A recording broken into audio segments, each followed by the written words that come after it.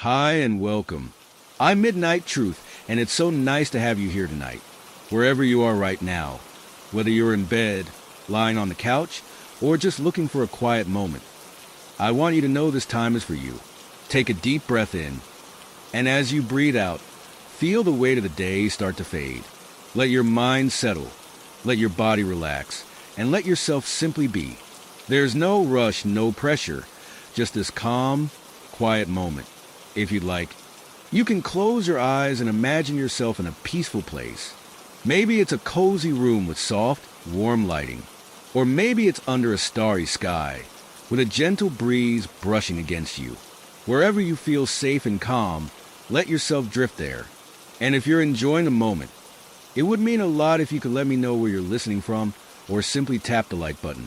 It's a little thing, but it helps bring more people into this peaceful space. And if you feel like you'd like to hear more stories like this, go ahead and subscribe. No pressure, just if you feel it. Tonight's story is gentle and soothing, perfect to carry you into a deep, restful sleep. So settle in, get comfortable, and let's begin. When I first saw the house, I thought it was charming. A bit run down, sure, but it had a kind of character you don't find in modern buildings. The creaky wooden floors, the ivy crawling up the weathered brick walls, the bay window in the living room. It all spoke to me in a way that made me feel like this house was waiting for me. After the divorce, I needed a fresh start, and this place seemed perfect. The realtor was eager to close the deal. "It's a steal for the price," she chirped, her red lipstick almost too bright against her pale face. She avoided eye contact when I asked why it had been on the market for so long. "People are picky these days," she said with a shrug, her tone too rehearsed to be convincing.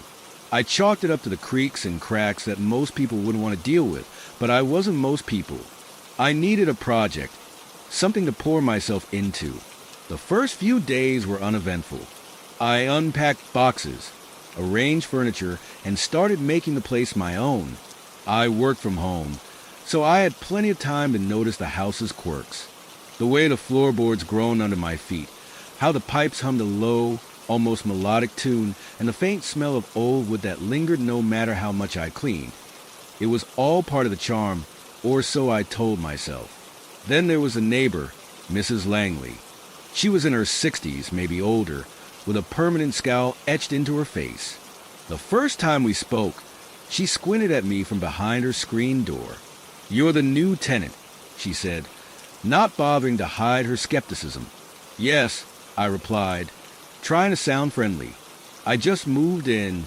Her eyes narrowed. "That house has a history, you know." I raised an eyebrow. "What kind of history?" She glanced over her shoulder, as if someone might overhear.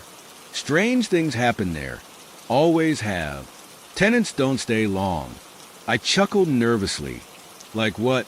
Ghosts?" Her expression didn't change. "Something like that. Last man who lived there ran out in the middle of the night. Never came back. Said he heard things, saw things." She paused, her gaze piercing. "You do well to keep your wits about you." I laughed it off, but her words lingered. That night, as I lay in bed, I replayed our conversation in my mind. I didn't believe in ghosts or curses or any of that nonsense, but there was something unsettling about the way she spoke, like she knew more than she was letting on. The first strange occurrence happened a week later. I was in the kitchen, making dinner, when I heard a loud thump upstairs. It sounded like something heavy had fallen, but when I went to check, everything was as I'd left it. I told myself it was just the house settling, the kind of noise old houses make. But the noises didn't stop. Every night, just as I was drifting off to sleep, I'd hear them. Footsteps in the hallway, the faint creak of a door opening, whispers that seemed to come from nowhere. At first, I thought it was my imagination. I hadn't lived alone in years, and the silence was playing tricks on me. But as the days turned into weeks, the noises grew louder, more distinct. One night, I woke up to the sound of someone walking down the hallway outside my bedroom. My heart raced as I listened, frozen in place. The footsteps were slow, deliberate, and they stopped just outside my door. I held my breath, waiting for the doorknob to turn, but nothing happened. When I finally mustered the courage to open the door, the hallway was empty. The next morning, I called Mrs. Langley. She answered on the first ring. "You've heard it, haven't you?" she said, her voice grim. "I don't know what you're talking about," I lied, my voice shaky. She sighed. "You can't ignore it. That house has a way of getting under your skin." I hung up, frustrated and more than a little scared. That day, I decided to dig into the house's history. What I found only deepened the mystery. The house had been built in the late 1800s by a man named Edgar Holloway, a reclusive scholar with a fascination for the occult. He lived there for 20 years before disappearing without a trace. Rumors swirled about what had happened to him. Some said he'd gone mad. Others believed he'd opened a door to something he couldn't close. As I read more about Holloway, the unease I'd been feeling grew stronger.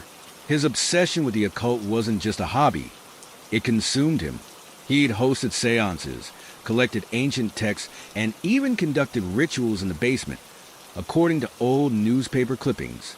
That night, as I lay in bed, I couldn't shake the feeling that I wasn't alone. The house was silent, but the air felt heavy, oppressive. I closed my eyes, willing myself to sleep, but just as I was drifting off, I felt it, a cold breath against my cheek. My eyes snapped open, and for a moment, I thought I saw a shadow move across the room. I didn't sleep at all that night. The next morning, I dragged myself out of bed, my nerves on edge from the restless night. I told myself it was all in my head. The footsteps, the cold breath, the shadow, but the uneasy feeling clung to me like a second skin. I shuffled into the kitchen, craving coffee like it was a lifeline. As I flipped on the light, I froze. Every cabinet door in the kitchen was wide open. At first, I thought I must have left them open the night before. Maybe I'd been distracted or tired. But no, last night I hadn't even gone near the kitchen. The logical explanation was sleepwalking, though I'd never done that before. I closed the cabinets one by one, trying to ignore the way my hand trembled. The rest of the day was uneventful, but I couldn't shake the feeling that I was being watched. Every creak and groan of the old house set my teeth on edge. I caught myself glancing over my shoulder constantly, expecting to see what I didn't know, and I didn't want to find out. Later that afternoon, Mrs. Langley appeared at my front door, uninvited as usual. She peered at me with the same stern expression as always, her hands gripping the handle of her cane. "You look tired," she said bluntly. "Thanks," I replied dryly. Her gaze drifted past me, into the house. "You've heard it again, haven't you?" I hesitated. Part of me didn't want to encourage her, but the other part, the part that felt like I was losing my mind, wanted answers. "There's been some strange noises," I admitted. She nodded slowly, as if she'd been expecting that answer. "It always starts with noises, but it doesn't stop there." "What do you mean?" She didn't answer right away. Instead, she shuffled closer, lowering her voice. "You should have let that house stay empty. It doesn't like company." I swallowed hard, my mouth suddenly dry. "What doesn't like company?" Mrs. Langley's sharp eyes locked onto mine. Whatever Edgar Holloway invited in, that name sent a chill down my spine. Holloway? The man who built the house.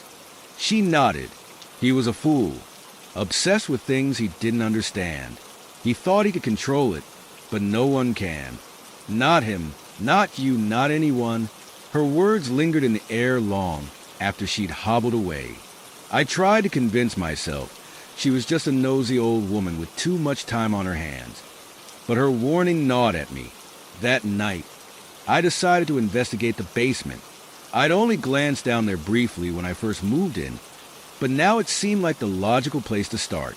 If Holloway had conducted rituals, that's where they would have been. The basement stairs creaked ominously under my weight as I descended into the darkness. The air was damp and cold, carrying the faint scent of mildew. I clicked on the single hanging bulb. its dim light casting long, distorted shadows on the stone walls. The space was cluttered with old furniture, broken tools, and cardboard boxes left by previous tenants. As I sifted through the mess, I felt a strange pull toward the far corner of the room. There, beneath a pile of rotting tarps, I found it. A wooden chest, its surface etched with strange symbols. My hands trembled as I pried the chest open. Inside was a collection of yellowed papers, photographs, and a leather-bound journal. The journal's cover was cracked and brittle, but the initials EH were still visible, embossed in faded gold lettering. I opened it, my breath catching as I skimmed the first few pages. Holloway's handwriting was jagged and uneven, his words frantic. The entries described his fascination with the occult, his attempts to communicate with the other side, and the rituals he performed to invite the unseen into this world. One passage made my blood run cold. Asterisk, I heard them tonight. Heavy footsteps above me, though I was alone. The air grew cold, and I felt it. Something watching me from the shadows. It grows stronger with each ritual. I fear I have opened a door that cannot be closed. Asterisk, as I read, I became acutely aware of how silent the basement had become. The hum of the house, the distant creaks, everything had stopped. It was as if the air itself was holding its breath. Then I heard it, a low, guttural whisper, so faint I thought I'd imagined it. But when I turned my head toward the sound, it came again, louder this time. Leave. The voice was barely human, and it seemed to come from everywhere and nowhere at once. My pulse thundered in my ears as I bolted up the stairs, leaving the chest and journal behind. I didn't stop running until I was back in my bedroom with the door locked. My heart pounded as I leaned against the wall, trying to catch my breath. Whatever rational explanations I clung to were gone. Something was in this house, and it didn't want me here. The next day was a blur. I didn't leave my room until late afternoon, too afraid to move. My body felt like lead, as though the house itself was pressing down on me, its cold, oppressive air wrapping itself around my chest. I kept the lights on, even in the middle of the day. It felt stupid, but I couldn't shake the feeling that the darkness was hiding something waiting to slip into the light. By the time evening came, I was a bundle of nerves. The house was unnaturally quiet, and I kept glancing at the clock, watching the minutes crawl by. I had to do something. I couldn't just keep hiding in my room. But as the sky darkened and the house settled into its usual rhythm, I knew I was too afraid to leave. So, I did what I always did when I was overwhelmed. I got into bed, pulled the covers up to my chin, and tried to ignore the creeping unease. The night was long and silent, until the first sound broke through. Footsteps. Heavy, deliberate footsteps above me, moving from one end of the house to the other. I lay frozen in my bed, my heart hammering in my chest, too scared to even breathe. I knew I was alone. I hadn't heard a car pull up. No one had knocked at the door. No one had entered the house. But those footsteps, they were real. I held my breath, listening intently. The sound was getting closer, closer to my bedroom. My pulse spiked with panic as I heard the footsteps pause just outside my door. Then there was a low scraping sound, like nails running along the wood. I couldn't move. I couldn't even think. I just lay there, frozen in place, listening to the strange noises outside my door. After what felt like an eternity, the sound of footsteps moved away again, slowly retreating back down the hall. It stopped abruptly at the top of the stairs, and I heard what sounded like a door creaking open, followed by an eerie silence. I didn't dare move, not even an inch. Hours passed. I couldn't sleep, couldn't bring myself to move. The house was holding its breath, waiting for something, and so was I.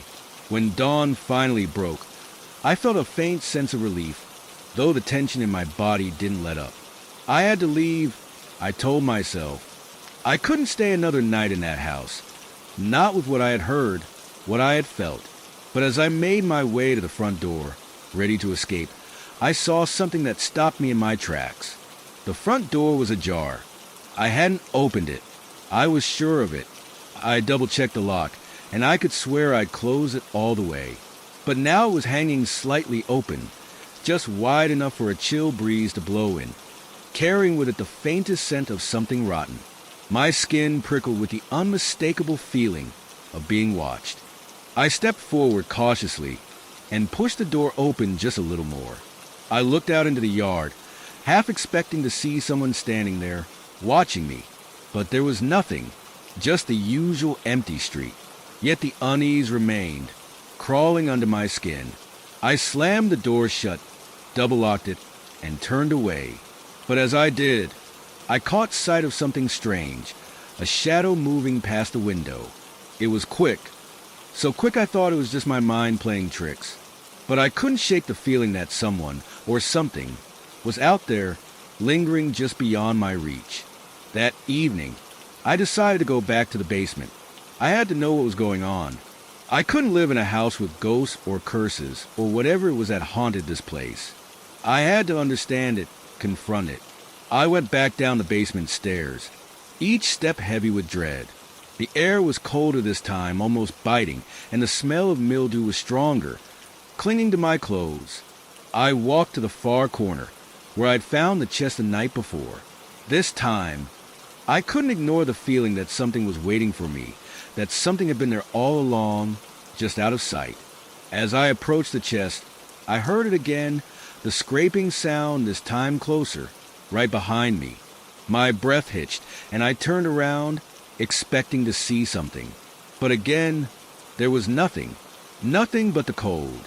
I crouched beside the chest, my hands shaking as I opened it once more.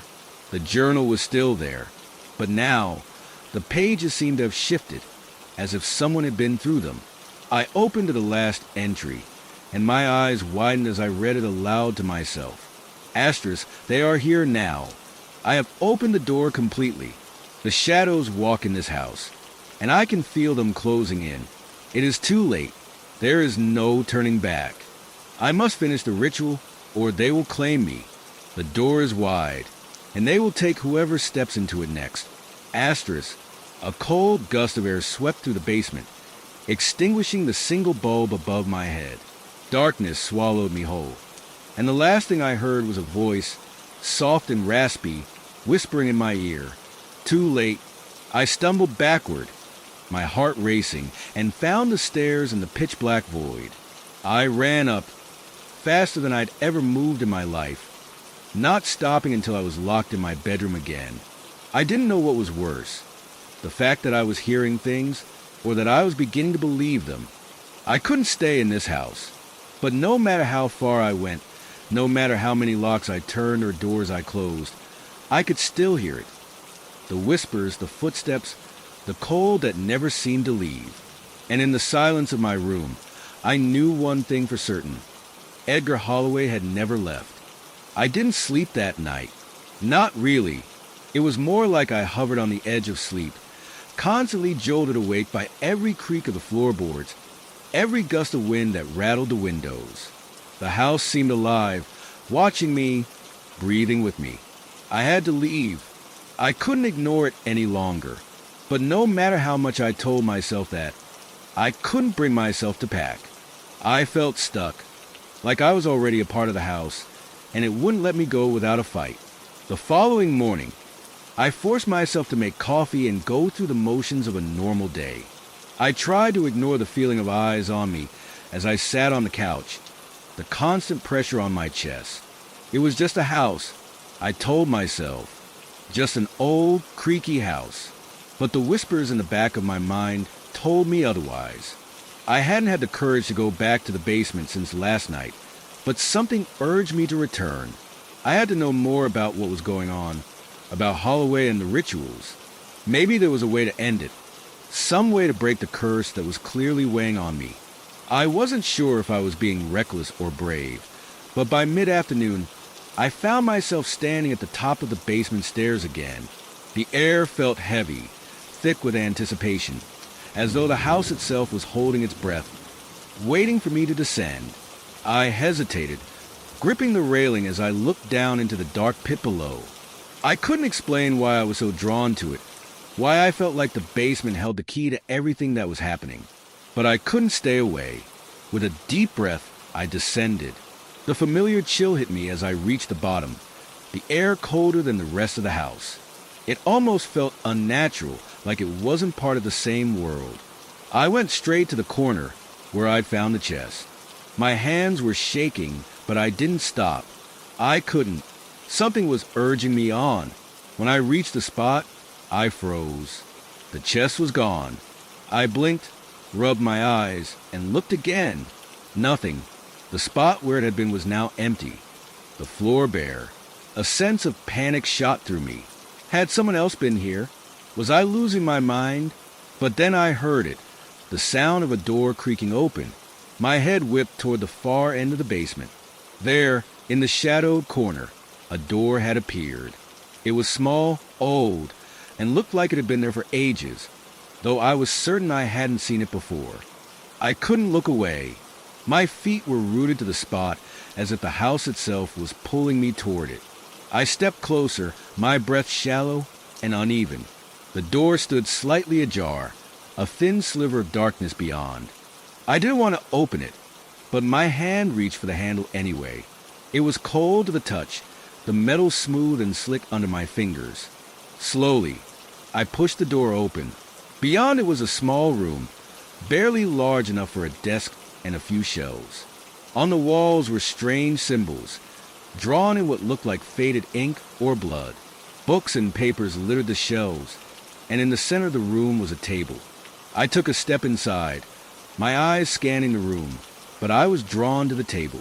Something was on it, something wrapped in a cloth, almost as if it was being preserved. My hands trembled as I approached, and I hesitated, my breath caught in my throat. Slowly, I reached for the cloth. I could almost hear the heartbeat of the house, pulsing in time with my own. With a shaky hand, I pulled the cloth back. What I saw made my stomach twist in knots. It was a skull, a human skull, old and worn, its surface cracked and weathered. There was something eerie about it, something that made me feel like I shouldn't be there, like I was trespassing on something that wasn't meant for me to understand. I backed away slowly, my heart racing. But before I could turn around, I heard it, the whisper again, but this time it was louder, clearer. "Leave now." The voice was unmistakable. It wasn't human, not anymore. It was hollow, filled with something ancient and dark. I turned and bolted toward the door, but as I did, the temperature in the room dropped even further. My breath came out in visible puffs, the cold seeping into my bones. I grabbed the door handle, but it wouldn't budge. Panic surged in my chest as I yanked on it, but the door stayed shut. Then I heard it, the sound of slow, heavy footsteps just behind me. I spun around, my eyes wide with terror. The basement was now darker than I had ever seen it. The shadows seemed to stretch and writhe, twisting like living things, closing in on me. And then in the corner of the room, I saw it, a figure, barely visible in the darkness, standing motionless. It was tall, its limbs elongated and unnatural. Its face was obscured by the shadows, but I could feel its gaze, like icy fingers crawling down my spine. "Leave!" The voice rasped again, and this time, I felt its words like a physical force pressing against me. I didn't hesitate. I pulled with all my strength on the door again, and this time, it creaked open. I ran up the stairs without looking back, my feet slamming against each step as I fled the basement. The moment I reached the top, I slammed the door behind me and locked it. I stood there for a long time, gasping for air, my heart still pounding in my chest. Whatever was in this house, whatever Holloway had brought into this world, was real, and I wasn't sure how much longer I could escape it. The house felt different now. The air was heavier, suffocating in a way that made it hard to breathe, like the walls themselves were closing in on me. I hadn't left the room since I shut the door to the basement. My mind raced, trying to make sense of what I had seen, what I had heard. I needed to know more, but I was terrified of finding out. I had to get out of here, but there was one thing I needed to do before I could even think about leaving.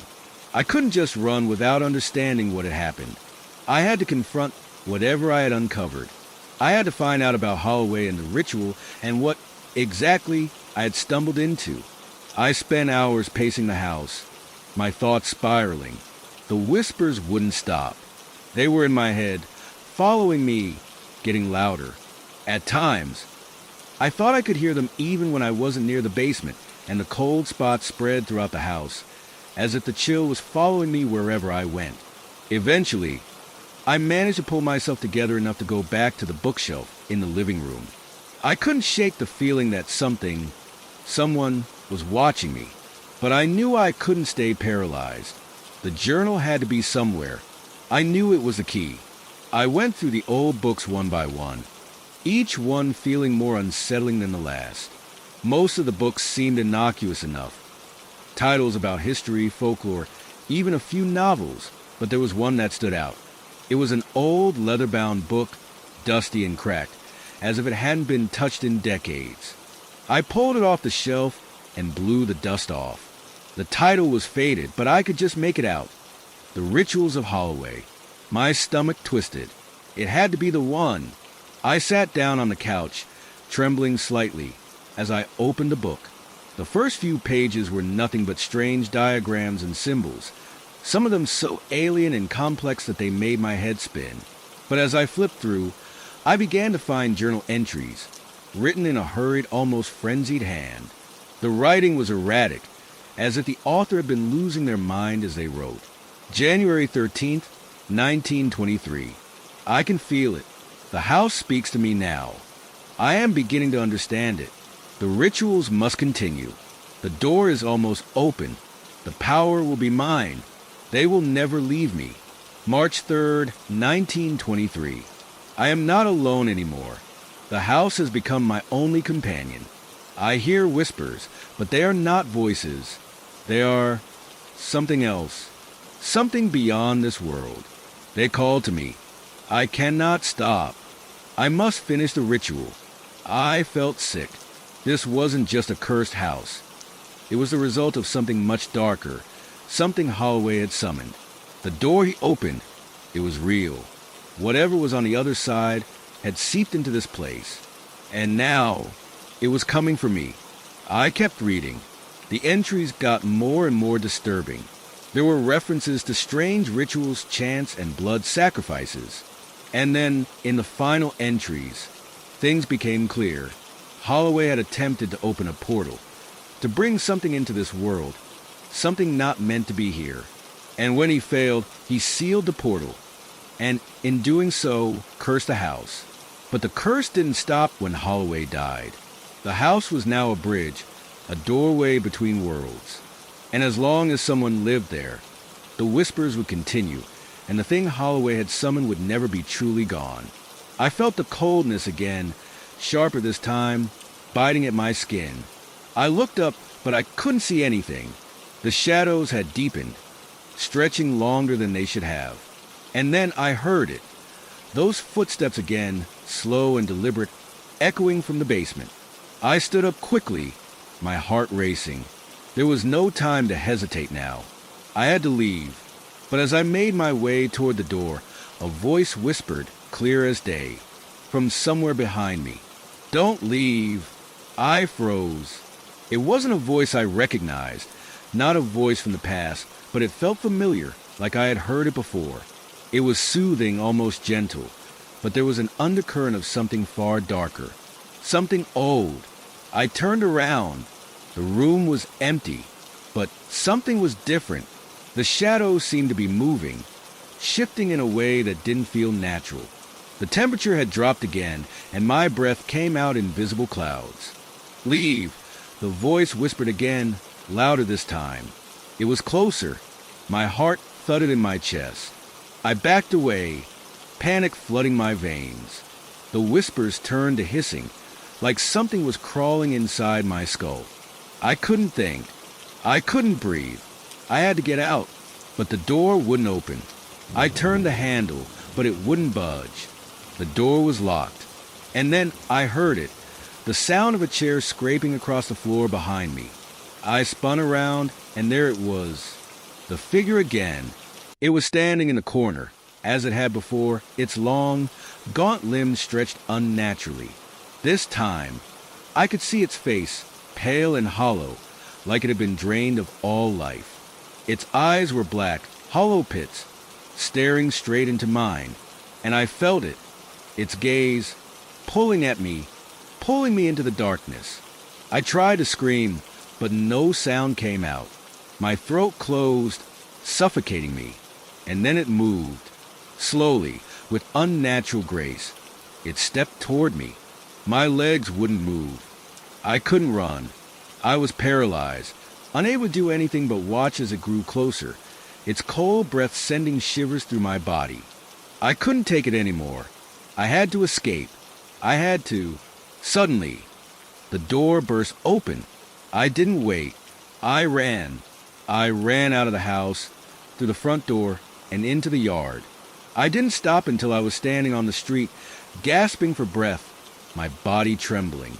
The house loomed behind me, dark and silent, like it was waiting, watching. I thought I was safe. I thought it was over. But then, as I turned to leave, I heard it again, the faintest sound, like a whisper carried on the wind. Come back. I spun around, but there was nothing, just the house, the shadows, and the whispers. I couldn't leave, not truly. I told myself I should just get in my car and drive away, as far as I could from that place, but something kept me rooted to the spot. The whispers had followed me out, not just in my mind, but in the air around me. They were faint, like distant voices calling from within the house, and I knew, deep down, that if I left now, I would never be able to forget what had happened. It was like a part of me was still tied to that cursed place, and no matter how far I ran, it would always drag me back. I hadn't come this far just to turn away. I needed to know everything. I needed to finish what Holloway had started. But the closer I got to the house again, the harder it became to breathe. The cold had returned with a vengeance, seeping into my skin like ice. But I couldn't stop. Not now. Not when I had come this far. I hesitated at the front door, staring at the rusted doorknob. I could hear the wind whistling through the cracks in the house's foundation, the same way it had when I first moved in. But now, the wind sounded different, darker, more sinister. The house seemed to be waiting for me, like it knew I was coming, like it had been expecting me. I turned the knob, and to my surprise, it opened easily. There was no resistance this time, no locked door keeping me out. It was like the house had accepted my return. I stepped inside, and the air hit me like a wave. It was heavy, thick with an oppressive energy that made my skin crawl. The house was even colder than before. I could see my breath fogging in front of me. The silence was deafening, and yet I could feel something moving just beyond my reach. Something watching. I didn't want to go back downstairs to the basement. I didn't want to face whatever had been waiting down there, but I knew I had no choice. The journal, the only thing that could explain everything, was waiting for me. It was the only way to end this, to understand what Holloway had done. I walked slowly toward the stairs, my footsteps echoing through the empty house. The walls groaned, creaked, and shuddered around me, like the house was alive. I could feel its pulse, a slow, steady beat that seemed to thrum in time with my own racing heart. I reached the bottom of the stairs and hesitated. The door to the basement stood before me, its old wooden surface cracked and warped. I could feel the cold seeping from beneath it, a cold that was more than just temperature. It was an unnatural chill, a warning. The whispers were louder now, and I could almost make out words. They were familiar words, things I had heard before, but they didn't make sense. Names, places, rituals. I pushed open the basement door. The room was just as I had left it, dark, damp, and suffocating. But there was something different. Something in the air felt charged, like the house itself was holding its breath, waiting for something to happen. I moved cautiously toward the corner where I had found the journal. my fingers brushing against the stone walls as I walked. The basement seemed bigger now, stretching out in all directions like it was no longer bound by the physical dimensions of the house. And then I saw it. The journal was open, lying on the floor as if someone or something had been reading it. The pages were turning, flipping on their own, as if the book had a life of its own. My heart raced as I approached it. I knelt down, reaching for the journal, and the moment my fingers touched it, I felt it, a shock, sharp and painful, like electricity running through my veins. It felt like the book was burning me, but I couldn't let go. I had to know. The pages stopped turning, as if waiting for me to read. I flipped through them quickly, the words blurring in front of my eyes. Holloway's handwriting was chaotic, frantic, and the further I read, the more disturbing the entries became. May 18th, 1924. The door has opened. The thing is in the house now. It whispers to me in the dark, calling my name. I hear its footsteps, always behind me, always just out of sight. It tells me it wants me to join it. It says I am its servant now. I cannot stop. I cannot leave. June 2nd, 1924. It is here. I can feel it in the walls, in the floors. It is in the house. It won't let me go. I can't breathe. I can't see. It takes my thoughts. It takes my mind. I stopped reading. The words were too much. The terror in them was palpable, and I could feel it, too. Whatever Holloway had experienced, whatever had driven him mad, was beginning to sink into me. I had to finish this. I had to close the door he had opened, or else I would become its next victim. But before I could stand up, the basement door slammed shut behind me. I spun around, heart in my throat, and saw them. Shadows, crawling from the corners, writhing and twisting like living things. They moved towards me, slow and deliberate, like they were drawing me in. I couldn't breathe. My chest was tight, my heart pounding in my ears. I tried to back away, but the shadows moved faster. I stumbled over the journal, falling to the floor with a crash. And then I saw it. The figure from before, the one in the corner, was standing in front of me, blocking my escape. Its face was still hollow, its eyes black pits. But this time, it wasn't just standing there. It was grinning, its lips pulled back in an unnatural smile, revealing teeth too sharp, too many, as if its face were stretching beyond what was possible. It spoke, but not in words, just a low, guttural noise that vibrated in my chest. I had to leave, but I couldn't move. I couldn't think. And then the air around me froze. The cold was unbearable, like 1,000 icy needles piercing my skin all at once. I couldn't see anything except the figure, its grin widening, its presence consuming me. I reached for the door, my hand shaking violently, but just as I was about to touch the handle, the lights went out, complete darkness, and then nothing. I don't know how long I sat there in the dark. The silence was suffocating, the kind that presses against your chest and fills your ears with a buzzing hum. My mind was racing, thoughts tangling together in a frenzy. I wanted to move, to run, but every part of my body felt paralyzed, trapped by the oppressive weight of the house. It felt like the walls were closing in on me, inch by inch. And then the whispering started again. This time, it wasn't just faint voices in the background. It was clear, sharp, as though it was right next to my ear. "You shouldn't have come back," it said, a voice that was both familiar and alien, the words dripping with malice. "Now you're part of the house." I tried to stand, but my legs wouldn't cooperate. I stumbled, falling to my knees as the voices swirled around me, taunting, laughing. I could feel the air growing colder, a biting chill creeping up my spine. "Help me," I whispered, though I wasn't sure who I was asking. No one could help me now, not in this place. The dark seemed to grow thicker, more oppressive, until it felt like I was drowning in it. And then, just when I thought I couldn't bear it any longer, the lights flickered back on.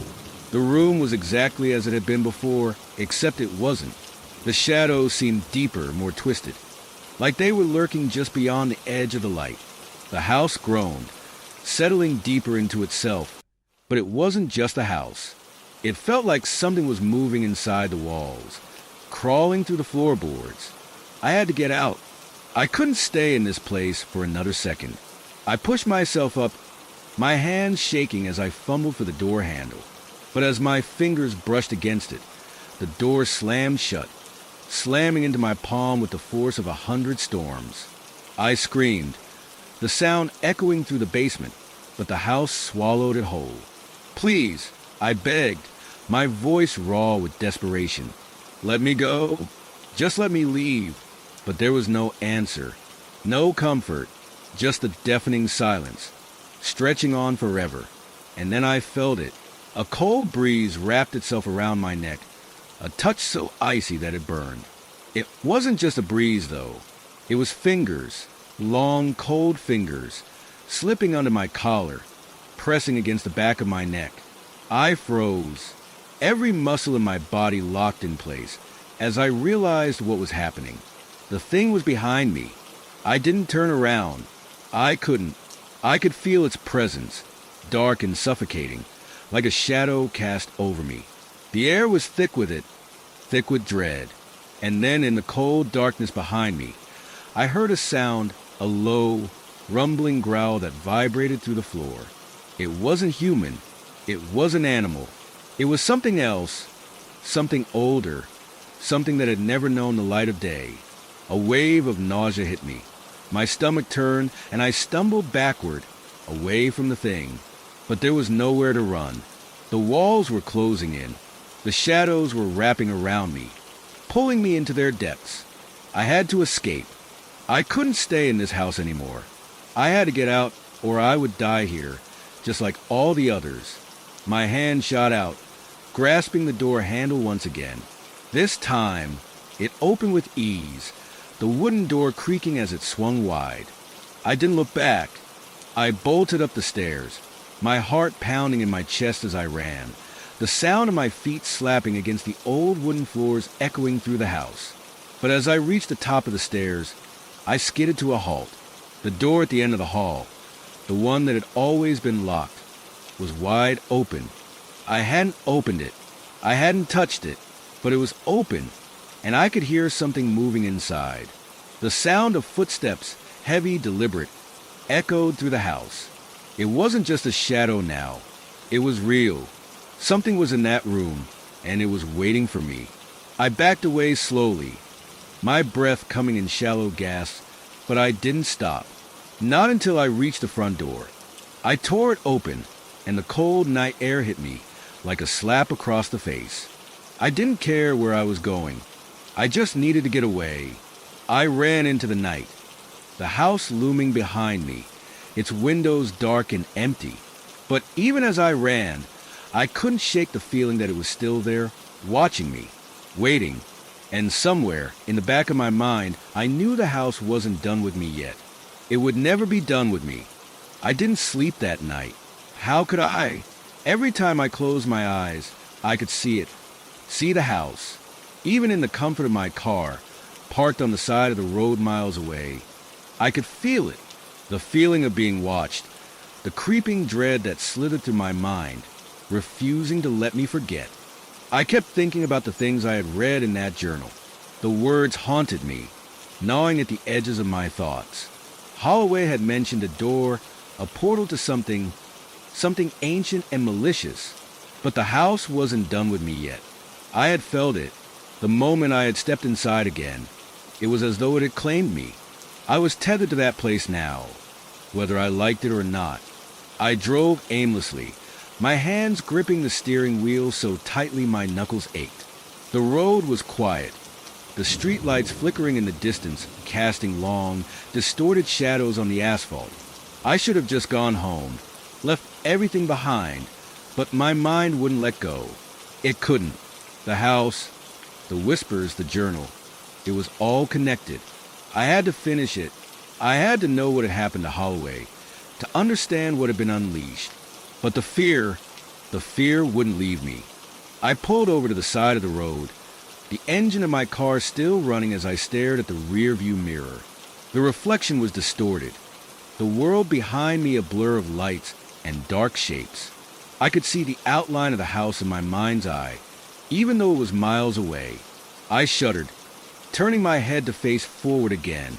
The street ahead seemed endless, but I couldn't shake the feeling that something was following me. I wasn't alone. The hairs on the back of my neck stood up, and I froze. Something, or someone, was outside my car. I looked to my left, my breath catching in my throat. There, standing in the shadows just beyond the reach of the headlights, was a figure. It was too dark to make out its face, but I could feel its presence, pressing against the thin glass of my window. My heart skipped a beat, and I slammed my foot down on the gas pedal, throwing the car into motion.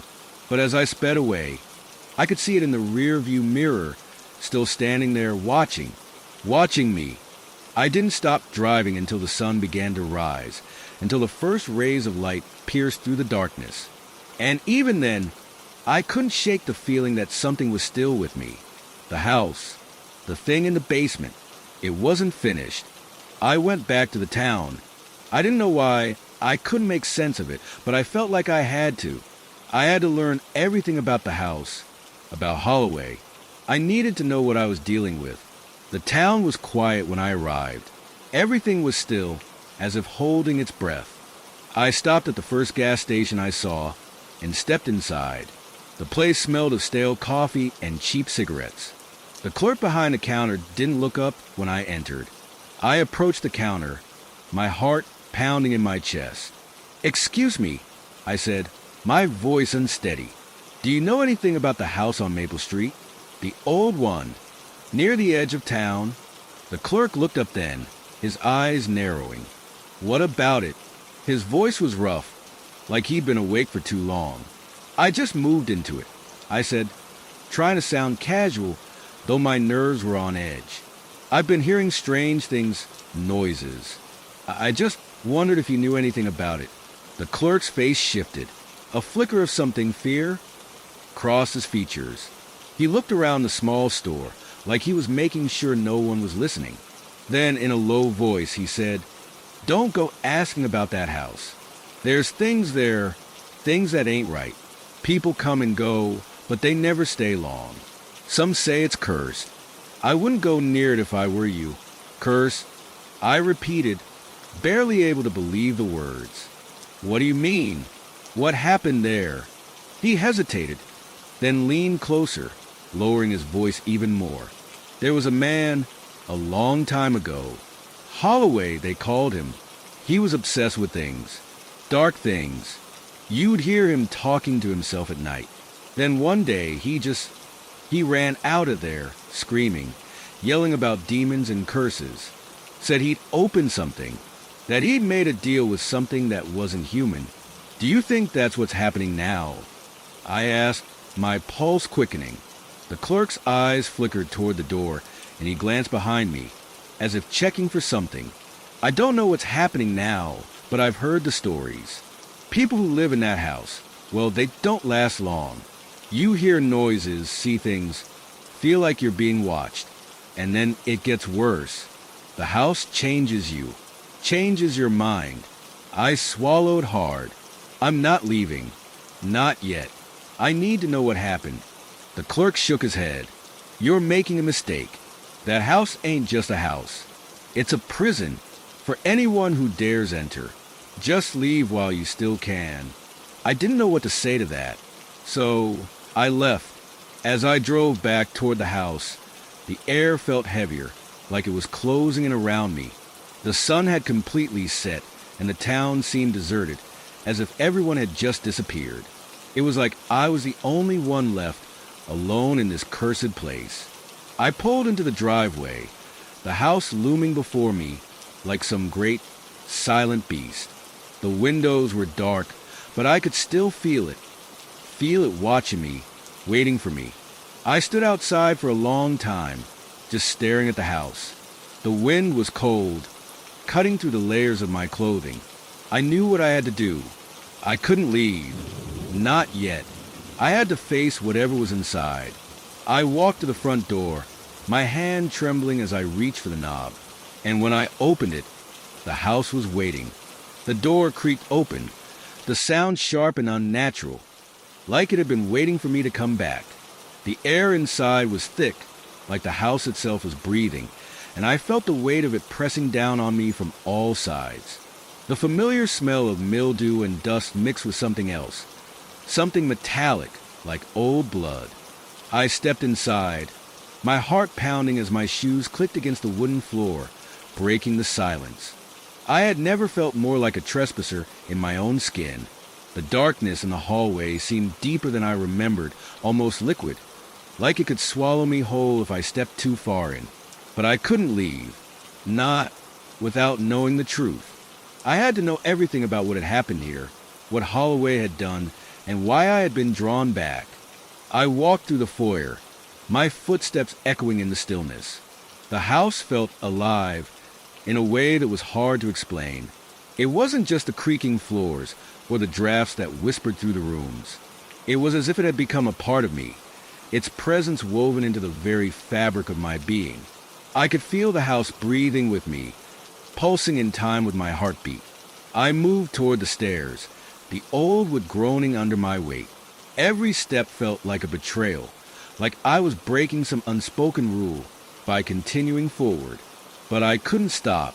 Not now. I needed to understand. The second floor was just as I had left it, dark, oppressive, the air thick with the remnants of forgotten memories. I passed a room where the door had been open before, but this time the door was closed. The silence seemed louder here, more suffocating. I couldn't help myself. I reached for the handle, turning it slowly, the cold metal biting into my palm. The room inside was empty, at least on the surface. It looked like a typical bedroom, dusty, forgotten, with old furniture that had seen better days. The bed was made, though there was a strange stillness to it, as if no one had ever slept there. I stepped inside, my eyes scanning the room, but then I saw it, a small, worn book, sitting on the nightstand. I approached it cautiously, my fingers trembling as I picked it up. It was a journal, just like Holloway's had been, though this one looked older, more worn. The leather cover was cracked, the pages yellowed with age. The handwriting inside was messy, hurried, like someone had been trying to write as fast as their thoughts could race. I flipped through the pages, reading fragments of scrawled text. Holloway's name appeared repeatedly, but the entries grew more frantic with each passing day. The man had been obsessed with something terrible. A ritual, a door, a curse. The further I read, the more I felt a sickening sense of dread pooling in my stomach. Holloway had opened something that should never have been touched. He had made a pact with forces beyond comprehension, forces that were still here in this house, in me. The final entry sent a chill through me. It was written in frantic, almost illegible script, as if the writer had been running out of time or sanity. Asterisk, it's here. It's coming. The door is open, and there's no way back. The thing has found me. It's inside the house now. I can hear it. It's waiting. It will take me, and then it will take everyone. I have to leave, but it won't let me. I'm trapped. I'm trapped in the house. It's already too late. Asterisk. The words blurred as my vision wavered, the room spinning around me. I dropped the journal, my hands shaking uncontrollably. I had to leave. The thing Holloway had warned about, whatever it was already here. It was in the house, and it was waiting for me, just like it had waited for him. I staggered backward, my breath coming in short gasps. My mind raced, but there was no way out. The house had claimed me, just like it had claimed him. There was no escaping it. No one ever left. I turned to run, but the hallway felt endless. The walls seemed to stretch, the doors shifting, the rooms twisting into unfamiliar shapes. The house was alive, changing, keeping me trapped inside. The door to the staircase that had been in front of me just moments ago was gone, replaced by a blank wall. I turned in circles, panic seizing my chest, but there was nowhere to go. And then I heard it, a low, guttural growl coming from somewhere in the walls, followed by the sound of heavy breathing. The air grew colder, so cold it felt like it was crawling beneath my skin. I wasn't alone. I wasn't alone at all. The footsteps started, slow, deliberate, just beyond the corner of the hallway. I couldn't see it, but I could feel it. Something large, something monstrous, moving in the shadows, drawing closer. The smell of decay was thick in the air now, the scent of death and rot. It was all around me, pressing in from every direction. I screamed, but the sound was swallowed by the house, disappearing into the walls. I couldn't breathe. I couldn't move. And then, just when I thought I couldn't take it anymore, the door behind me slammed open. The light from the hallway flooded in, and for a moment, I thought I had escaped. But as I looked into the open door, my heart sank. It wasn't a way out. It was another room, another part of the house, one I hadn't seen before. I stepped forward, driven by a force I didn't understand. The door shut behind me with a finality that made my blood run cold. And as I stood there in the darkness of the room, I knew. The house had me. I don't remember how long I stood there, frozen in the dark. The air felt thick with the weight of unseen eyes, watching, waiting. Every instinct told me to run, to escape, but I couldn't move.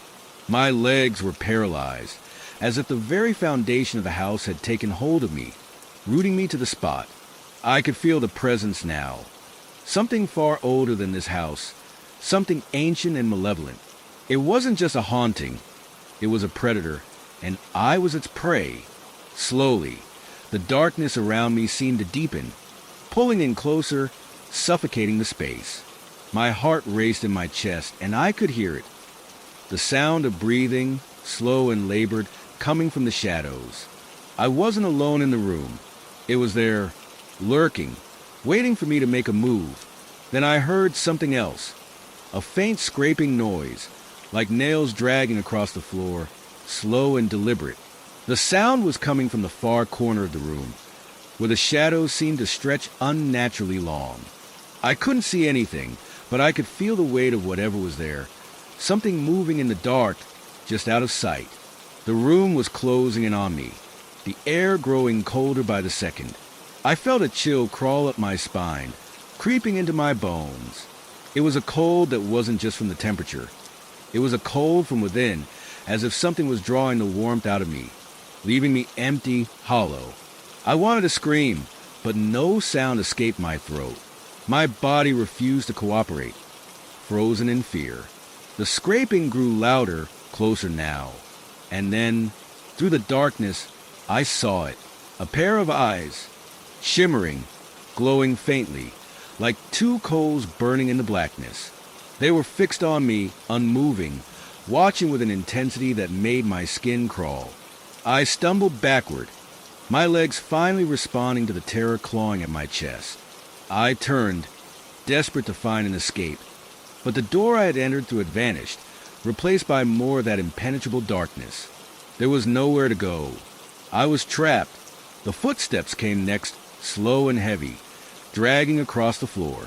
The thing in the corner of the room began to move, its outline shifting in the dark like a shadow that was too real. It was tall, impossibly tall, its limbs stretched unnaturally long. I could hear the sound of bones cracking, the creak of joints that shouldn't be able to bend that way. I didn't want to look, but I had to. I turned, my head jerking to the side, and there it was, right in front of me. A figure, tall, gaunt, with skin that was too pale, too stretched. Its face was a twisted mockery of a human being. Eyes too wide, mouth too thin, a smile that didn't belong. It was as if the house had birthed it, molded it from the very walls. A thing that existed between worlds, neither alive nor dead. The thing didn't speak, but its presence screamed in my mind, louder than any voice could. It was calling to me, drawing me in, its cold, rancid breath washing over me. I could feel it wrapping around me, like a vice, squeezing the air from my lungs. I stumbled backward again, desperate for anything, to defend myself. My hand brushed against something cold and hard, and I turned to find a fireplace poker lying on the floor. Without thinking, I grabbed it, swinging it wildly at the creature in front of me. But it wasn't enough. The poker passed right through it, like swinging at smoke. It laughed, a sound that wasn't a sound at all, but more of a feeling, something that scraped at the very fabric of my mind. It stepped closer, its limbs jerking unnaturally with each movement. I could hear it whispering now, the words indecipherable, but the tone unmistakable. Hungry, mocking. My mind spun, trying to find a way out, but the house was alive, its walls closing in on me, its floors creaking with something more than the weight of its age. The house wasn't just haunted. It was a trap, a snare that had waited for someone like me to wander in. The creature reached out, its hands stretching impossibly long, fingers curling toward me like claws. My vision blurred, and for a moment, I thought I would lose myself to the darkness. But then, as if by some miracle, I heard it, a sound, a voice, a whisper from the past. Run. I didn't need to be told twice. I turned and bolted, heart pounding, my breath ragged in my chest. I didn't look back. I couldn't. I ran through the darkness, feeling my way through the oppressive air, desperate for an exit. The walls seemed to pulse around me, shifting, elongating. There were no doors, no windows, just an endless maze of hallways that twisted and bent like the body of some monstrous thing. But then, as I turned a corner, I saw it, a faint sliver of light, shining through a door that hadn't been there before. I ran toward it, my pulse roaring in my ears. The door was real. It had to be. I reached for the handle, my hand trembling as I gripped it, and then I pushed it open. It was a room I didn't recognize, empty, save for a single chair in the center, facing the wall. But as I stepped inside, I felt something shift. The door slammed shut behind me, and I was trapped again. The house wasn't done with me. I didn't know how much time passed, but the silence was deafening. The light in the room flickered, dimming and brightening in a rhythmic pattern. It was the same pattern I had seen in the journal, the one Holloway had written about. The curse was in the walls, in the very air, and I had become a part of it. The house had claimed me. I don't know how long I had been in that room, trapped by the house that seemed to breathe and move around me like some living thing. Time had become irrelevant. My mind felt fractured, like a mirror that had been shattered into 1,000 pieces, each one reflecting a version of the nightmare I was caught in. The silence was unbearable. The flickering light from the overhead bulb cast long shadows that stretched across the walls, distorting the room in ways that didn't make sense. I couldn't stop my eyes from darting around, searching for any sign of movement, any clue about how I could escape. But the walls were still, and the room remained empty, except for the chair, sitting innocently in the center. I couldn't bring myself to sit in it, no matter how much my body ached from the tension, the exhaustion. The only thing I could do was pace, each step heavy and deliberate, as though the house itself were watching, waiting for me to make a mistake. Then, out of nowhere, I heard it again, the scraping sound, soft at first, like nails on wood. It was coming from the far corner, just beyond the reach of the light. My blood ran cold. At first, I told myself it was just the house settling, another creak from the ancient walls. But deep down, I knew it wasn't. The sound was deliberate, purposeful, and it wasn't the house. It was something else. I couldn't breathe. My chest felt tight, as if the air itself had thickened into something suffocating. I forced myself to look toward the corner, but I couldn't make out anything in the shadow. It was as though the darkness itself had weight, pressing against the corners of the room, pulling at my vision. The scraping stopped. I froze. And then, in a voice that wasn't a voice at all, more like a thought that whispered through my mind, I heard it. Don't be afraid. The words didn't come from anywhere. They were just there in my head. Cold, mocking, and somehow familiar. My heart hammered in my chest, the blood rushing to my ears. I wanted to scream, but the sound died in my throat. I turned my head slowly, eyes scanning the walls, the corners of the room. There was nothing there, but the presence, whatever it was undeniable. It was in the room with me, surrounding me, and I could feel it closing in. Then the air turned ice cold. The temperature dropped so suddenly that I could see my breath, a fog of it hanging in the air like mist. The hairs on the back of my neck stood on end. It was as if the room itself had shifted, becoming a place that no longer obeyed the rules of the world I knew. I turned toward the chair. It hadn't been there before. It was impossible. I was sure it hadn't been there when I entered the room. But now, it was sitting in the center, facing the wall, just as the journal had described. The chair from Holloway's writings. I backed away from it, my body trembling. It wasn't just a chair. It was a throne for something that wasn't human. I could feel it. It wasn't made for sitting. It was made for something else, something far older. And that was when I saw it. A faint glow emanated from the back of the chair, barely visible at first, like the flickering of a candle in the dark. But as I stared at it, the glow intensified until it was unmistakable. It was a symbol, etched into the wood, carved so deeply that the lines seemed to pulse with an unnatural energy. The symbol was familiar. It was the same one from the journal, the one that had been part of the ritual, the one that had marked the beginning of this curse. And then I heard it again, the scraping. This time, it was louder, closer, and I knew it wasn't coming from the corner anymore.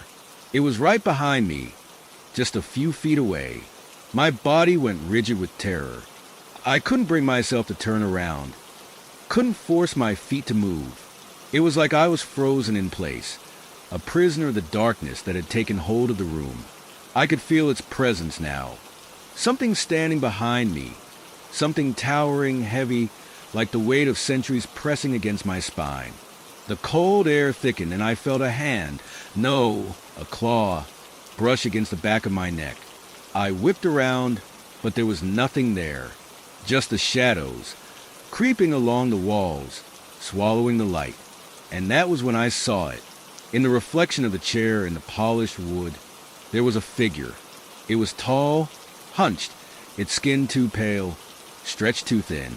The figure was staring back at me, its eyes glowing with an unnatural light. Its mouth was open in a grotesque grin, and I could hear it breathing, slow, heavy breaths, as if savoring the moment. The reflection was wrong, though. It wasn't just a mirror image. The figure in the wood was moving, twitching, its hand reaching out toward me, pulling itself from the depths of the reflection. I couldn't move. I was paralyzed, unable to look away. And then the figure in the reflection began to speak.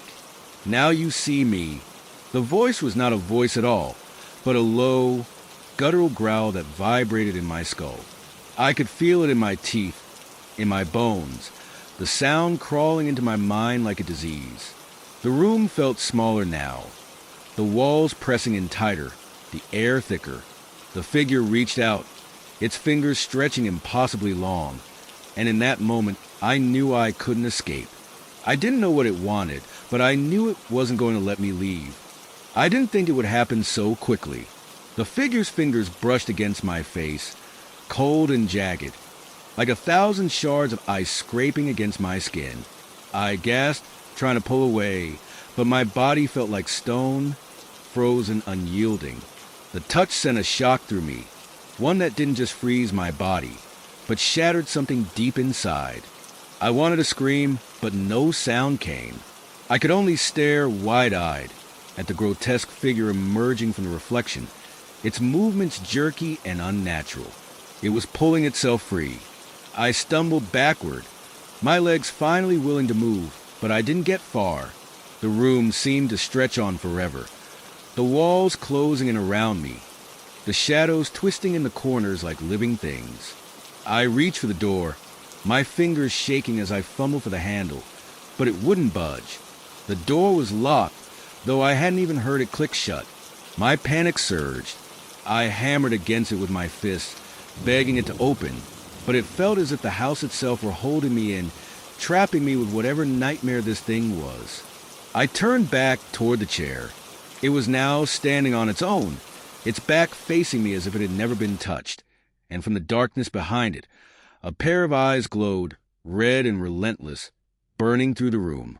The figure was there, no longer a reflection but a reality.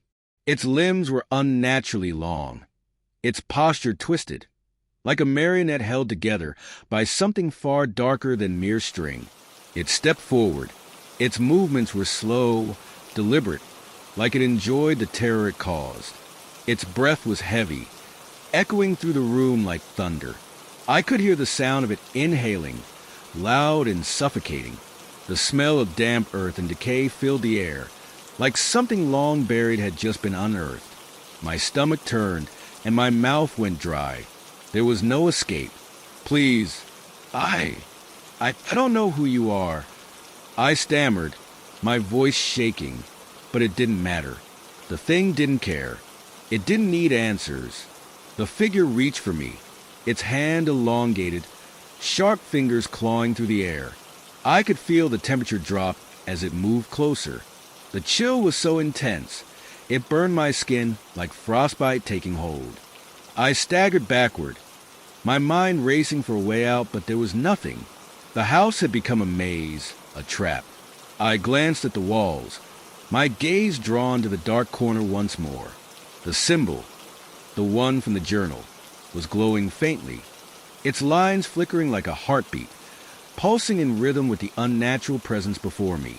Was it tied to this thing? Was this the curse? The door. The journal had mentioned the door. The door that had been opened by Holloway's rituals. I realized too late that I had done nothing to close it. The figure's mouth twisted into something that wasn't quite a smile. It was wide, far too wide, with rows of jagged teeth that seemed to go on forever. And then, in a voice that rasped like gravel scraping against stone, it whispered, "You should have never come here." I didn't understand. How had I been so blind? The house had always been more than just a house. It had been waiting for me, pulling me in, feeding off my fears, and now it had me, and it wasn't letting go. I was shaking uncontrollably, unable to tear my eyes away from the creature in front of me. Its eyes, those red, glowing eyes, burned through my soul, and I felt myself being drawn toward it, like a moth to a flame. It was as if my body no longer belonged to me. My mind screamed for me to run, to escape, but my feet wouldn't move. I could feel it, the pull, a pressure built in my chest. So heavy it felt like the house was pressing down on me from every direction. The walls groaned, the ceiling cracked, and the floor trembled beneath me. The house was alive, feeding, and it wasn't going to stop until I was consumed. Suddenly, the light flickered, casting the room into darkness. The thing was gone, vanished, as if it had never been there at all. My breath came in ragged gasps, my heart thudding in my chest. I was alone again, or at least, that's what I thought. I stumbled toward the door again, throwing myself against it with all my strength. But the door opened this time. It didn't matter. I didn't want to stay in this place any longer. I didn't want to be anywhere near that thing. I ran. I didn't look back. The hallway was darker than I remembered. The walls seemed to close in on me, each shadow growing longer, more menacing.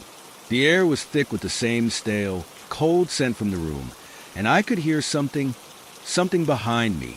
The soft scraping sound, like nails against the floor, was growing louder. I tried to outrun it, my footsteps echoing down the hallway, but the sound was always there, always following. The house was alive. I stumbled into the front door and threw it open, almost tripping over my feet in my haste. I didn't care anymore. I didn't care about the house, about anything. I just needed to get out, and I did. I ran out into the night, into the fresh, cool air. I didn't stop until I was far enough away, until the house was nothing but a dark silhouette behind me. But even as I stood there, gasping for air, I could still hear it. The scraping, the soft, deliberate sound of something moving in the dark. I turned around, half expecting to see it standing there, waiting for me, but the house was empty, silent. Or so I thought. As I walked away, I heard the faintest whisper in the wind, a voice, soft and far too familiar. "You'll be back." I froze. I wanted to believe it was just my mind playing tricks on me, but deep down I knew.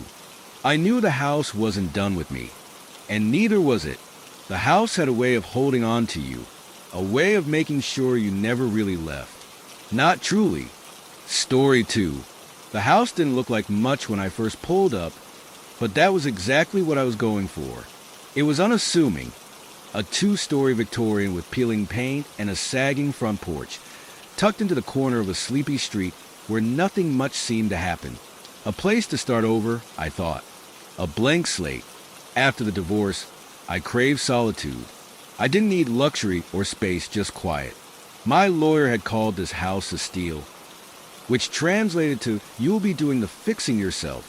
But that was fine. I'd learned how to take care of myself in the last year, and I figured a few creaky floorboards wouldn't scare me. I stepped inside with my last box in hand. The smell of dust and old wood greeting me like a musty handshake. The realtor had mentioned the house hadn't been lived in for a while, and it showed. The air was thick, and the faintest scent of something metallic lingered beneath the surface, like rusted nails or blood long since dried. "It's just an old house," I muttered to myself, dropping the box onto the warped floorboards of the living room. My voice echoed faintly, as if the house were larger than it seemed. I glanced up at the high ceilings, their crown molding cracked and faded. It was quiet, too quiet. The silence clung to me as I walked through the rooms, each one emptier and eerier than the last. The kitchen was the only space that felt remotely normal, with its faded linoleum and an ancient refrigerator humming away in the corner. Upstairs, the bedrooms were small and cold, their windows clouded with grime. The master bedroom was at the end of the hall, its door slightly ajar. When I nudged it open, the hinges let out a groan that sounded almost human. The room was empty, save for a faint impression on the wooden floor where a bed must have once stood. I caught a faint whiff of lavender, old and faint, like perfume left to linger for decades. That first night, I slept on a mattress on the floor, surrounded by boxes I had yet to unpack. The wind howled through the old windows, rattling them in their frames. Every creak of the house felt amplified, as though it wasn't just settling but moving. Around midnight, I woke to the sound of footsteps. At first, I thought I was dreaming. The sound of footsteps, slow, deliberate, seemed to echo faintly from the hallway outside my room. My heart thudded in my chest as I sat up, straining to listen. The house was still, save for the occasional creak of wood shifting under its own age. It had to be the house settling, I told myself. Old houses were like that, alive in their own strange way. But the steps sounded so distinct. Heel, then toe. Heel, then toe. Like someone pacing just outside my door. I reached for my phone, its screen lighting up the room in a pale glow. Midnight. Exactly. I turned on the flashlight and pointed it toward the door. The light caught the warped wood, the faint outline of peeling paint, but nothing else. No shadows, no movement, just my own heavy breathing and the sound of my pulse thudding in my ears. "Just your imagination," I whispered to myself, though my voice cracked as I said it. I lay back down, clutching the blanket close to my chest. But sleep didn't come easily, and every small creak or groan of the house sent shivers racing down my spine. The next morning, the sunlight streaming through the dusty windows seemed to erase the fear of the night before. In the daylight, the house felt almost charming with its worn edges and antique details. I busied myself unpacking boxes, rearranging furniture, and trying to make the place feel like home. By afternoon, I had ventured into the overgrown backyard. The garden, if you could call it that, was a tangled mess of weeds and thorny bushes. Beyond it, A tall wooden fence marked the property line. I was yanking at a particularly stubborn vine when a voice startled me. New to the neighborhood, I turned to see an older woman standing just on the other side of the fence. She had sharp blue eyes and wore a heavy cardigan despite the warm weather. She held a basket of laundry in one hand, her knuckles pale with tension. "Yeah," I said, brushing dirt off my hands. "Just moved in yesterday." She gave me a long, scrutinizing look, her lips pressed into a thin line. "You bought that house?" Her tone carried something I couldn't quite place. Concern, maybe, or disbelief. "Yes," I replied, trying not to sound defensive. "Why?" She hesitated, her eyes darting toward the upstairs window of my house before meeting mine again.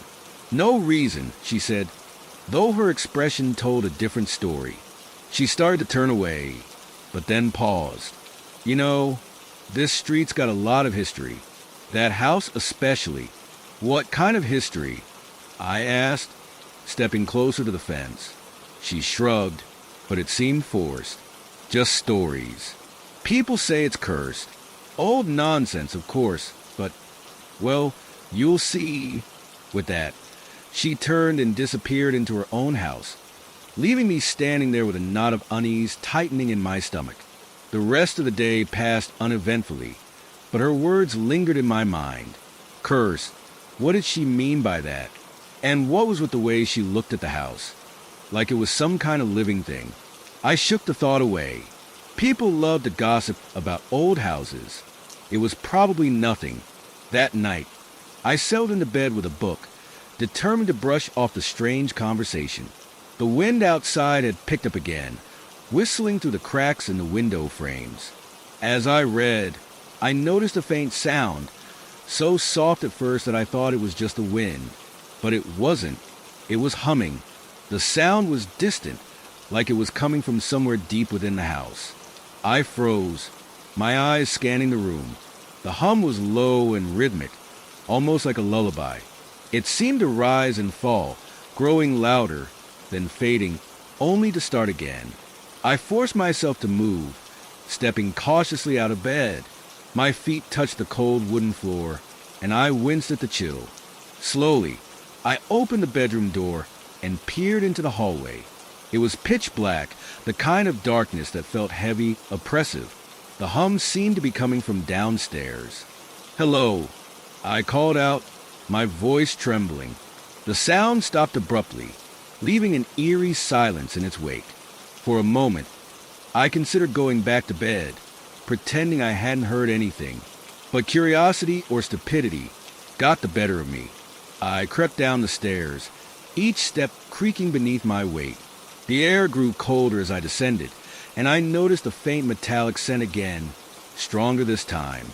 When I reached the bottom, the living room was dark, the faint outline of my unpacked boxes barely visible in the dim moonlight filtering through the windows. The hum started again, louder now, and I realized it was coming from the basement. I stared at the door to the basement, my hand hovering over the knob.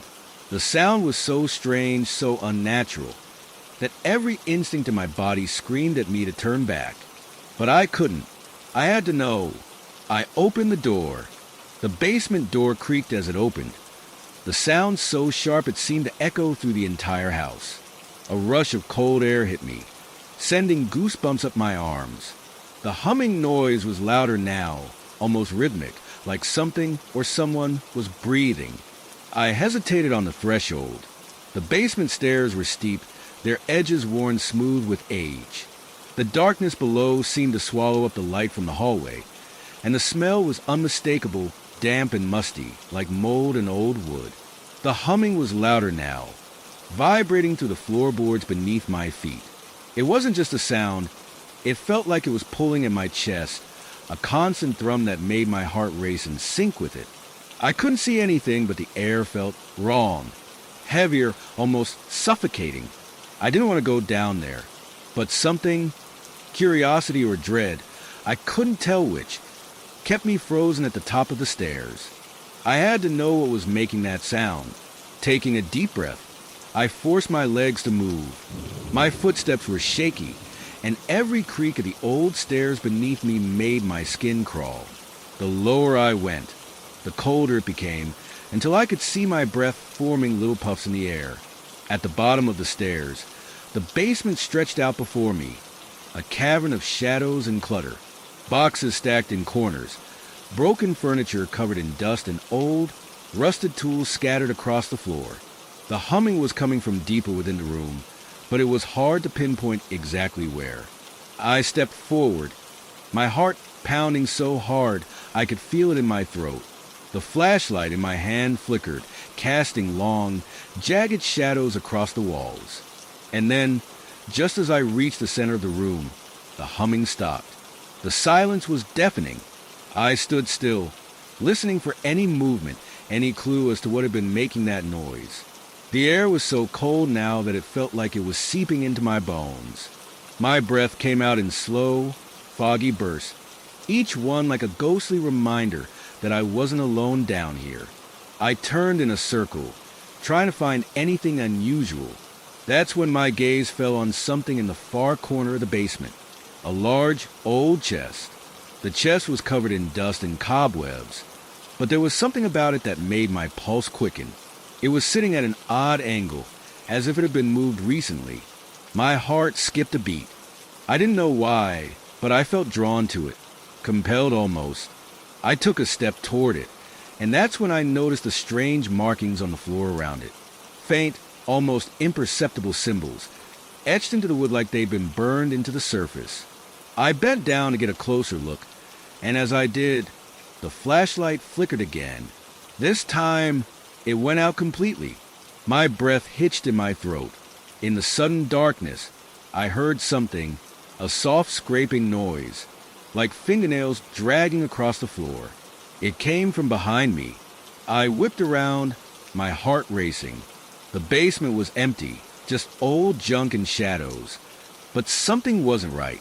My chest tightened, and the hairs on the back of my neck stood on end. There was a presence in the room now, something I couldn't see but could feel pressing in on me. I backed away slowly, my fingers trembling as I reached for the stairs. My flashlight flickered back to life, but I couldn't bring myself to look at it. I was already turning, moving as quickly as I could toward the stairs. And then I heard it, a whisper, "Leave." The voice was so quiet, I almost thought I imagined it. But then it came again, clearer this time. "Leave, now." I didn't hesitate. I ran up the stairs, nearly tripping in my panic. The cold air from the basement followed me up, clinging to my skin like a shadow. When I reached the top, I slammed the basement door shut behind me, my breath coming in short, panicked gasps. For a long moment, I just stood there, clutching the doorframe, trying to steady my racing heart. What the hell was that? What was in the basement? I glanced down at my hands. They were shaking. The voice had been real. The pressure in the room had been real. But what had I seen? What had happened? I couldn't explain it, and I didn't want to try. The rest of the night was a blur. I didn't dare go back down to the basement. I stayed in my room, doors locked, windows shut tight. But even in the safety of my bed, I couldn't shake the feeling that something was watching me. The next morning, I forced myself to move past it. I went about my day like normal, unpacking and arranging things in the house. But I couldn't ignore the sense that something was wrong. The house felt different now, like it wasn't just a building anymore. It was alive, watching, waiting. Around noon, I decided to take a walk to clear my head. The neighborhood was quiet, the air still. As I passed the neighbor's house, the woman who had warned me about the place, I saw her again, standing in her front yard. "Back from your adventure?" she called, her voice sharp and knowing. I nodded, trying to act casual. "Yeah, just unpacking." She gave me a long, searching look. "I told you, didn't I? People don't stay long in that house." The last person who lived there, he ran out in the middle of the night, screaming about things he couldn't explain. Said he heard footsteps, but no one was there. I felt my stomach tighten. What happened to him? The woman's lips curled into a knowing smile. No one knows. He left, and no one saw him again. I swallowed hard. And the house? She shrugged. It's just waiting for someone new. Someone who doesn't know the stories. Her gaze softened slightly, and she leaned in a little closer. I'm just saying, be careful. Don't let it get to you. Her words hung in the air like a warning. But I couldn't shake the feeling that whatever was in that house wasn't finished with me yet. That night, I locked the basement door again, but the unease I felt was suffocating. I knew I couldn't stay in the house forever with that kind of dread hanging over me. The house felt like it was slowly closing in on me, like it was aware of my every movement. I hadn't gone down into the basement again, but something told me I couldn't just ignore it. The symbols on the floor, the humming, the whisper. There had to be more to this than just a drafty old house. I needed answers. The next morning, I set out to do some research. I couldn't get the thought of the woman's warning out of my head. The one about the previous tenant who had run out, screaming about things he couldn't explain. What was he talking about? What had happened to him? I went to the local library, hoping to find some records about the house's past. The librarian was an elderly woman with thick glasses and a stern expression. I explained what I was looking for, and she gave me a raised eyebrow, as if the request was somehow strange. Not many people ask about that house, she said, leading me to a section of old records. There are a few things you might want to see, but I'll warn you, it's a bit of a rabbit hole. Please, I said, trying to hide the nerves creeping up on me. Anything. I need to know about it. She gave me a long, unreadable look before pulling a dusty binder from the shelf. Here, this is what we've got. But be careful. Some things are better left forgotten. I took the binder and sat down at a nearby table, flipping through the brittle pages. It didn't take long to find something interesting. There were records of the house's original owner, a man named Edward Cartwright. According to the file, he had purchased the house back in the 1800s and had lived there alone for most of his life. His neighbors had always described him as odd, reclusive, and obsessed with strange practices. But it wasn't just his eccentricities that stood out. It was the rumor surrounding his death. According to the records, Edward Cartwright had died mysteriously, his body found in the house under strange circumstances. No one knew exactly how he had died, but some said it had been a ritual gone wrong. I flipped through the pages faster now, reading about the whispers of occult practices, strange symbols found in the house, and mysterious disappearances linked to the property. There were reports of odd occurrences, lights flickering, objects moving on their own, voices heard late at night, dating back to the time when Edward had lived there. And then, at the very back of the binder, I found something even more chilling, a journal. The handwriting was old and faded, but still legible. It belonged to Edward Cartwright himself, and it chronicled his descent into madness. The first few pages were about his search for knowledge, his obsession with the occult, and his attempts to communicate with otherworldly forces. But as I read further, the entries grew darker, filled with strange symbols and cryptic warnings. There were mentions of opening doors, inviting guests, and waiting for the return. By the end of the journal, the entries were disjointed, almost incoherent. The last one was particularly unsettling. They are here. I hear their footsteps. They want me to stay, to remain. I must never leave, or they will follow. I've opened the door, and now there is no escape. They are waiting for the next one. I slammed the binder shut, my heart hammering in my chest. What had I gotten myself into? Edward had been obsessed with summoning something that had never left. And now it was clear that whatever he had opened, whatever he had invited in, had lingered. I had no doubt now that the strange noises, the cold spots, the humming, it was all connected. The house wasn't just old, it was cursed, and it had a history of claiming its occupants. As I left the library, I could feel the weight of what I had uncovered pressing down on me.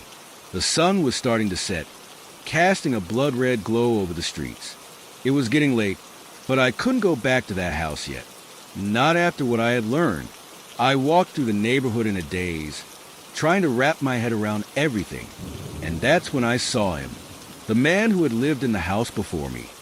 He was sitting on a bench at the end of the street, his face obscured by a hood. He didn't notice me at first, but when I walked closer, he lifted his head, his eyes wide and frantic. "You!" he gasped, his voice hoarse. "You're the one who moved in, aren't you?" I stopped in my tracks. "Who are you?" He shook his head, as if trying to shake something out of his mind. "I'm the one who was there before you, the one who heard them, the footsteps, the whispers. It never stopped. I couldn't stay anymore. You have to leave. It's not safe. You have to." Before he could finish, he stood up abruptly and staggered away, disappearing down a side street. I stood there, frozen, a cold shiver running through me.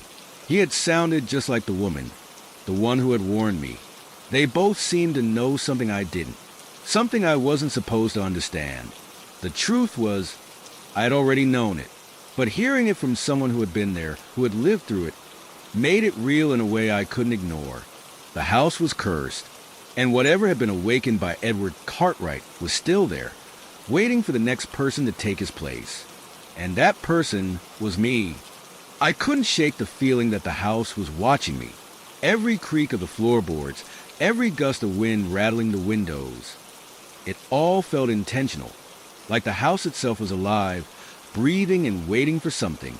It wasn't just the strange occurrences anymore. It was a feeling, deep in my bones, that something had awakened in that house, and it had its sights set on me. I had barely slept that night, tossing and turning in bed. The shadows in my room seemed to stretch unnaturally, curling and shifting in the dim light of the lamp. Every time I closed my eyes, I could hear the faint sound of footsteps, heavy, deliberate, pacing back and forth, right outside my door. I told myself it was just the house settling. The old wooden floors, the age of the place. It was all to be expected. But deep down, I knew the truth. There was something in that house with me, something that had been waiting for years. The next day, I decided to do something I had been avoiding for a while, go back to the basement. I knew I couldn't just ignore it anymore. It felt like the key to everything, and the more I tried to avoid it, the more my thoughts kept drifting back to the door down there, sealed and locked, hiding whatever secret it contained. I stood in front of the door, my hand hovering over the knob. The house felt colder now, the air thick with tension. The small, muffled sounds from behind the door were impossible to ignore, scratching, whispering, like something was trying to get out. I finally turned the handle, the door creaking open with a groan that seemed to echo through the house. I stepped inside, the cold air hitting me like a wall. The basement was dark, the dim light from the stairs barely illuminating the space. Boxes of old junk were scattered around the room, but it wasn't the clutter that caught my attention. It was a feeling of something heavy, something watching from the shadows. I took a deep breath and moved forward, my footfalls muffled by the thick layer of dust that covered the floor. As I reached the far wall, I froze. There in the corner was a large wooden chest, covered in strange symbols that looked like they had been burned into the surface. My heart raced as I approached it. The markings were eerily familiar, like the ones I had seen in Edward Cartwright's journal. Without thinking, I knelt down and opened the chest. Inside, there was nothing but a pile of tattered old books, yellowed with age. The smell of mildew hit me hard, and I recoiled for a moment before pulling out the topmost book. It was a thick, leather-bound journal, much like the one I had seen in the library. My hands trembled as I opened it to the first page.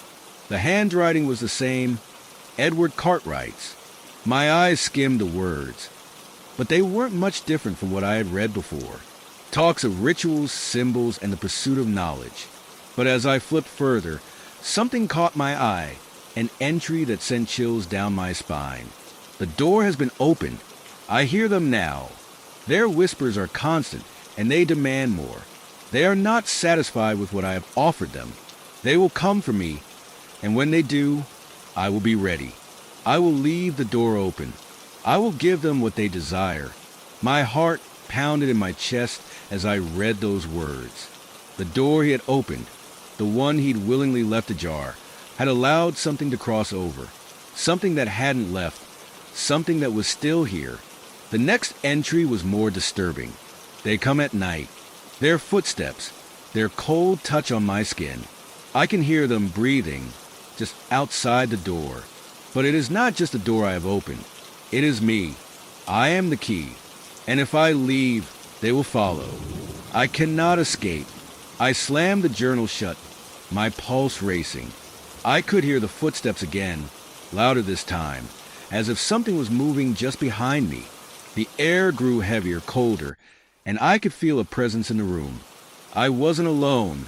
I turned quickly, expecting to see something standing there, but there was nothing, just the empty, dusty basement and the eerie silence that had returned in full force. But I knew the house wasn't empty. Whatever Edward had invited into this place, it was still here, and now it was aware of me. I stumbled back, almost tripping over a stack of boxes, and rushed out of the basement, slamming the door behind me. My breath came in sharp, ragged gasps, and I felt the sweat cool on my skin as the adrenaline surged through my body. I didn't know how long I stood there in the hallway, frozen, my hands shaking uncontrollably. The house felt colder now, like the temperature had dropped 10 degrees in an instant, and then I heard it. The soft whisper of a voice, so faint I almost thought I imagined it. Leave. It was so quiet, so clear. I could almost feel the breath on my neck. But I couldn't leave. Not yet. I had to know what had happened to Edward, to the others who had lived here. The truth was buried deep in this house, and I couldn't run away until I found it.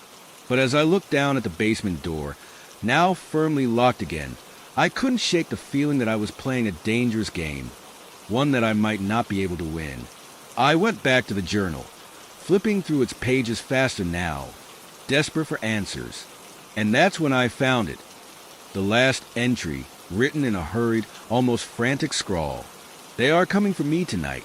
I have sealed the door, but it is too late. The ritual has already begun. They will take me, and then they will take the next one. I closed the journal and placed it back in the chest, my hands trembling. The air felt thick now, suffocating, like the house itself was closing in around me. And then I heard it. The footsteps, louder this time, like someone was pacing just outside the door. I backed away, my heart pounding, but the door wouldn't open. It was stuck, as if something on the other side was holding it shut. I was trapped. I thought I was losing my mind. The door to the basement wouldn't open, no matter how hard I tried. I yanked on the handle, pushing with every ounce of strength I had, but it was as if something was holding it shut from the other side, something strong and determined. My breathing was shallow, panic beginning to creep in as I realized the house was not letting me leave. Then, the footsteps began again, slow, deliberate, echoing down the hallway. I froze, my heart hammering in my chest. The sound wasn't coming from behind me. It wasn't even coming from the other side of the door. It was coming from the walls, from everywhere. The entire house seemed to be moving. Leave, the voice whispered again, this time louder, clearer. I spun around, my back to the door, desperately trying to locate the source of the voice, but there was nothing there. Just the same old hallway, the faded wallpaper peeling at the edges. It was as though the house itself was breathing, its pulse quickening in sync with mine. I couldn't stand it anymore. I had to get out. I turned and ran down the hallway, the floor creaking underfoot, my footsteps muffled by the growing noise of something moving behind me, always just a step too far away to catch. I didn't know what was chasing me. I didn't care. I just had to get out. But as I reached the front door, I slammed into it, expecting the cool, reassuring feeling of the handle beneath my fingers. But the door was locked. No matter how much I turned the knob or rattled the handle, it wouldn't budge. It felt like the house itself had sealed me inside. I backed away, breathing heavily, my mind racing, but I couldn't focus. The air was thick with something I couldn't explain, something suffocating. I felt a pressure building in my chest, the weight of invisible eyes watching me from every corner. Then I heard it, a sound that chilled me to the bone, a low, deep growl, coming from somewhere deep in the house, vibrating through the very walls. It wasn't an animal. It wasn't human. It was something ancient, something that had been waiting for far longer than I could possibly understand. The growl grew louder, echoing through the house, shaking the windows and their frames. I stumbled backward, my feet tangling with the carpet as I fell to the floor. I crawled toward the nearest window, desperate to escape. My hands trembled as I reached for the latch, but it wouldn't open. The window, just like the door, was sealed shut. I wasn't just trapped in this house. The house itself was holding me here, like some ancient creature, waiting for me to realize the truth. That was when I heard it, the unmistakable sound of breathing, soft and steady, coming from behind me.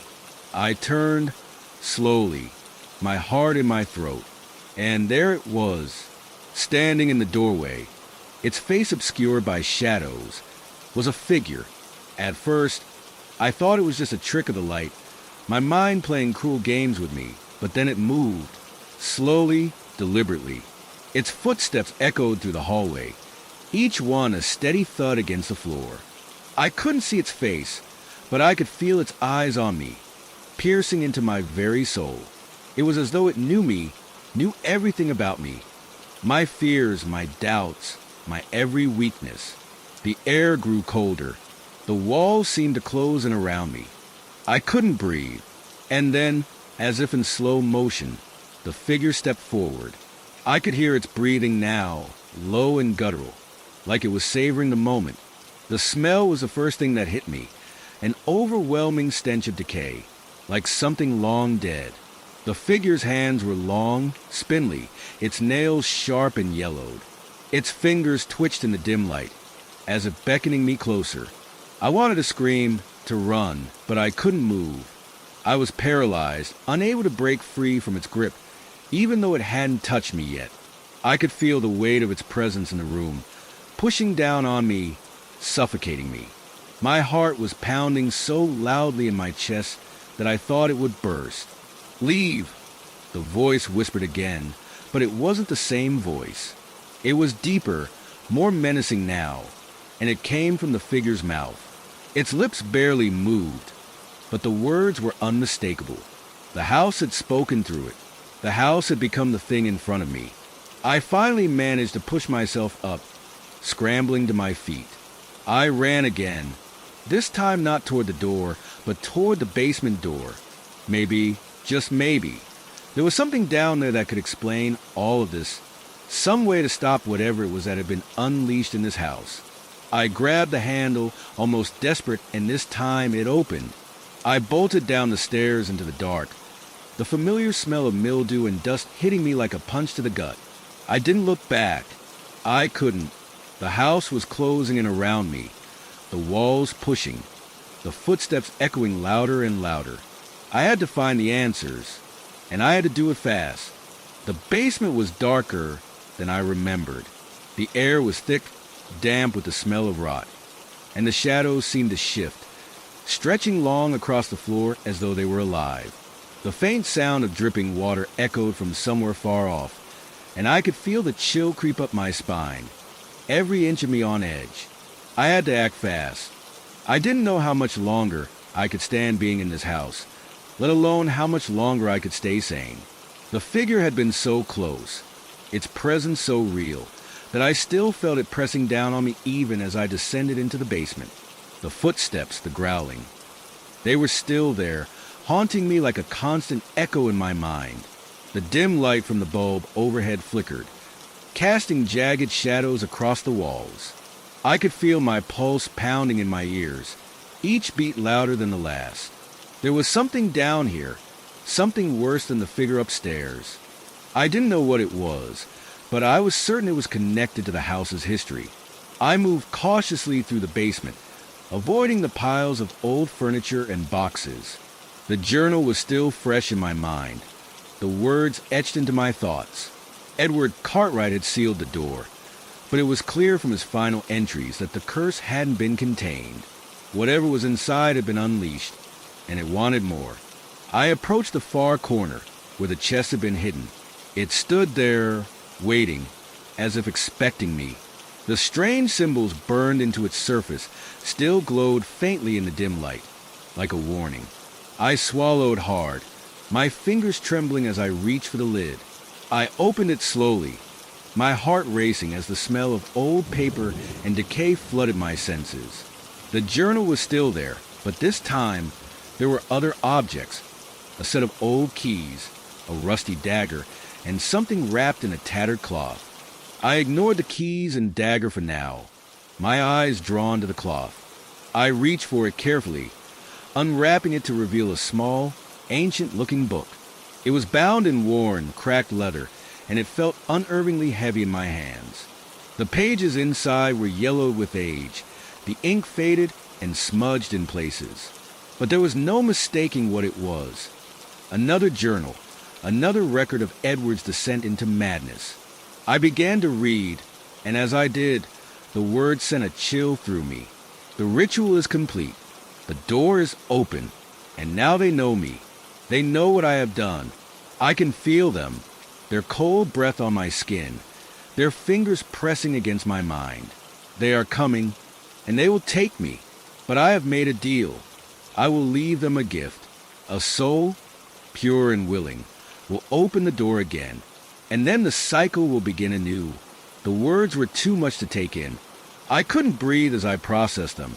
The door had been opened by Edward, yes, but it wasn't just a door to the unknown. It was a door to something far worse, something that had been waiting for centuries to break free.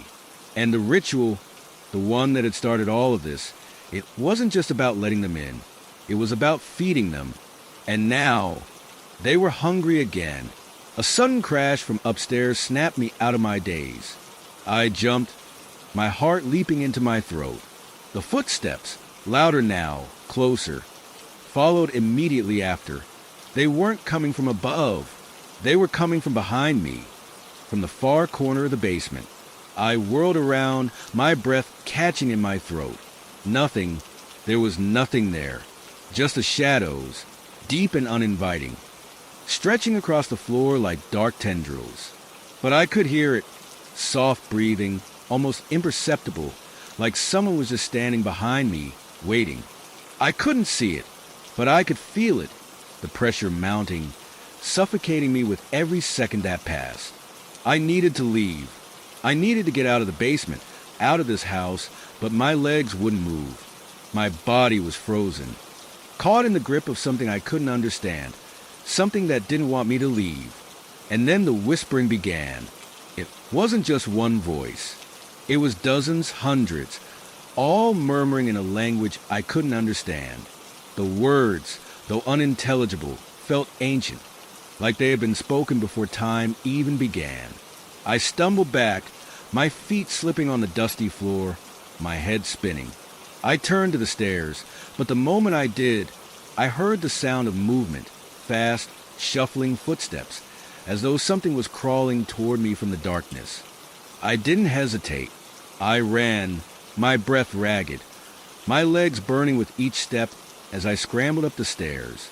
But the moment my foot hit the first step, the cold air hit me, and I heard it again, louder, closer, those footsteps.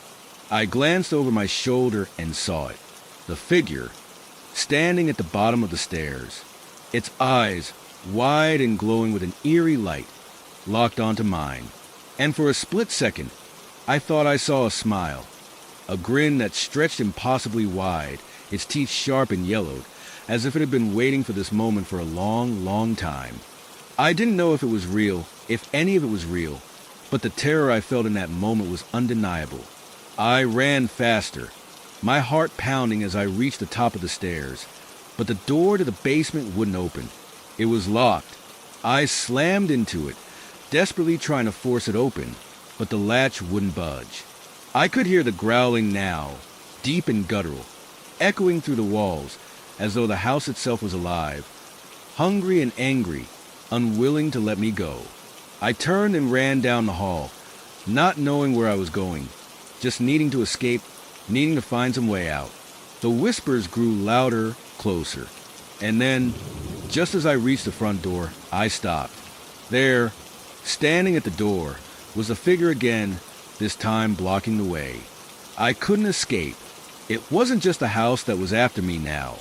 It was the thing inside, the thing that Edward had called upon and that I had unknowingly awakened. It had marked me, and it wasn't going to let me go. The figure's shadow loomed over me, and for a moment, I thought my heart might stop altogether. It wasn't just that I couldn't breathe. It felt like I couldn't exist, as though the house itself had swallowed me whole. Every corner of the room seemed to bend, stretching toward the figure, pulling me toward it, the air thick and stifling. I had nowhere to run. The door was locked, the windows sealed shut. I glanced around frantically, but there was nothing, no way out. The walls were closing in, and the whispers were growing louder, more insistent. The figure stepped forward, its movements slow and deliberate. Its eyes, those glowing, soulless eyes, never left mine, and I could feel my body trembling, every muscle frozen in place. "Please," I whispered, barely able to form the words. "Let me go. Please." It didn't answer. It didn't need to. It didn't speak at all. Instead, it just moved closer, its presence overwhelming. And then it touched me. At first, it was a light brush, like a cold wind brushing against my skin. But then it intensified, the touch turning sharp, almost like icy claws digging into my flesh. I gasped, unable to move, unable to scream. Every inch of me felt frozen, as though the warmth of life was being drained away with every passing second. I tried to pull away, but it held me in place, its grip unyielding, as if it was feeding off my fear, feeding off the terror that radiated from me. I could feel the coldness in my bones, deeper than any winter chill, seeping through my skin. It was like I was being consumed from the inside out. And then I heard a voice I hadn't heard in days. "Let her go." It was faint at first, barely more than a whisper, but as the figure recoiled, stepping back for a brief moment, I heard it again, louder, clearer this time. "Let her go." I looked up, my eyes wide, searching for the source. And there, standing in the doorway, was the old woman from next door. I didn't even know her name, but somehow, she had appeared at the moment I needed her most.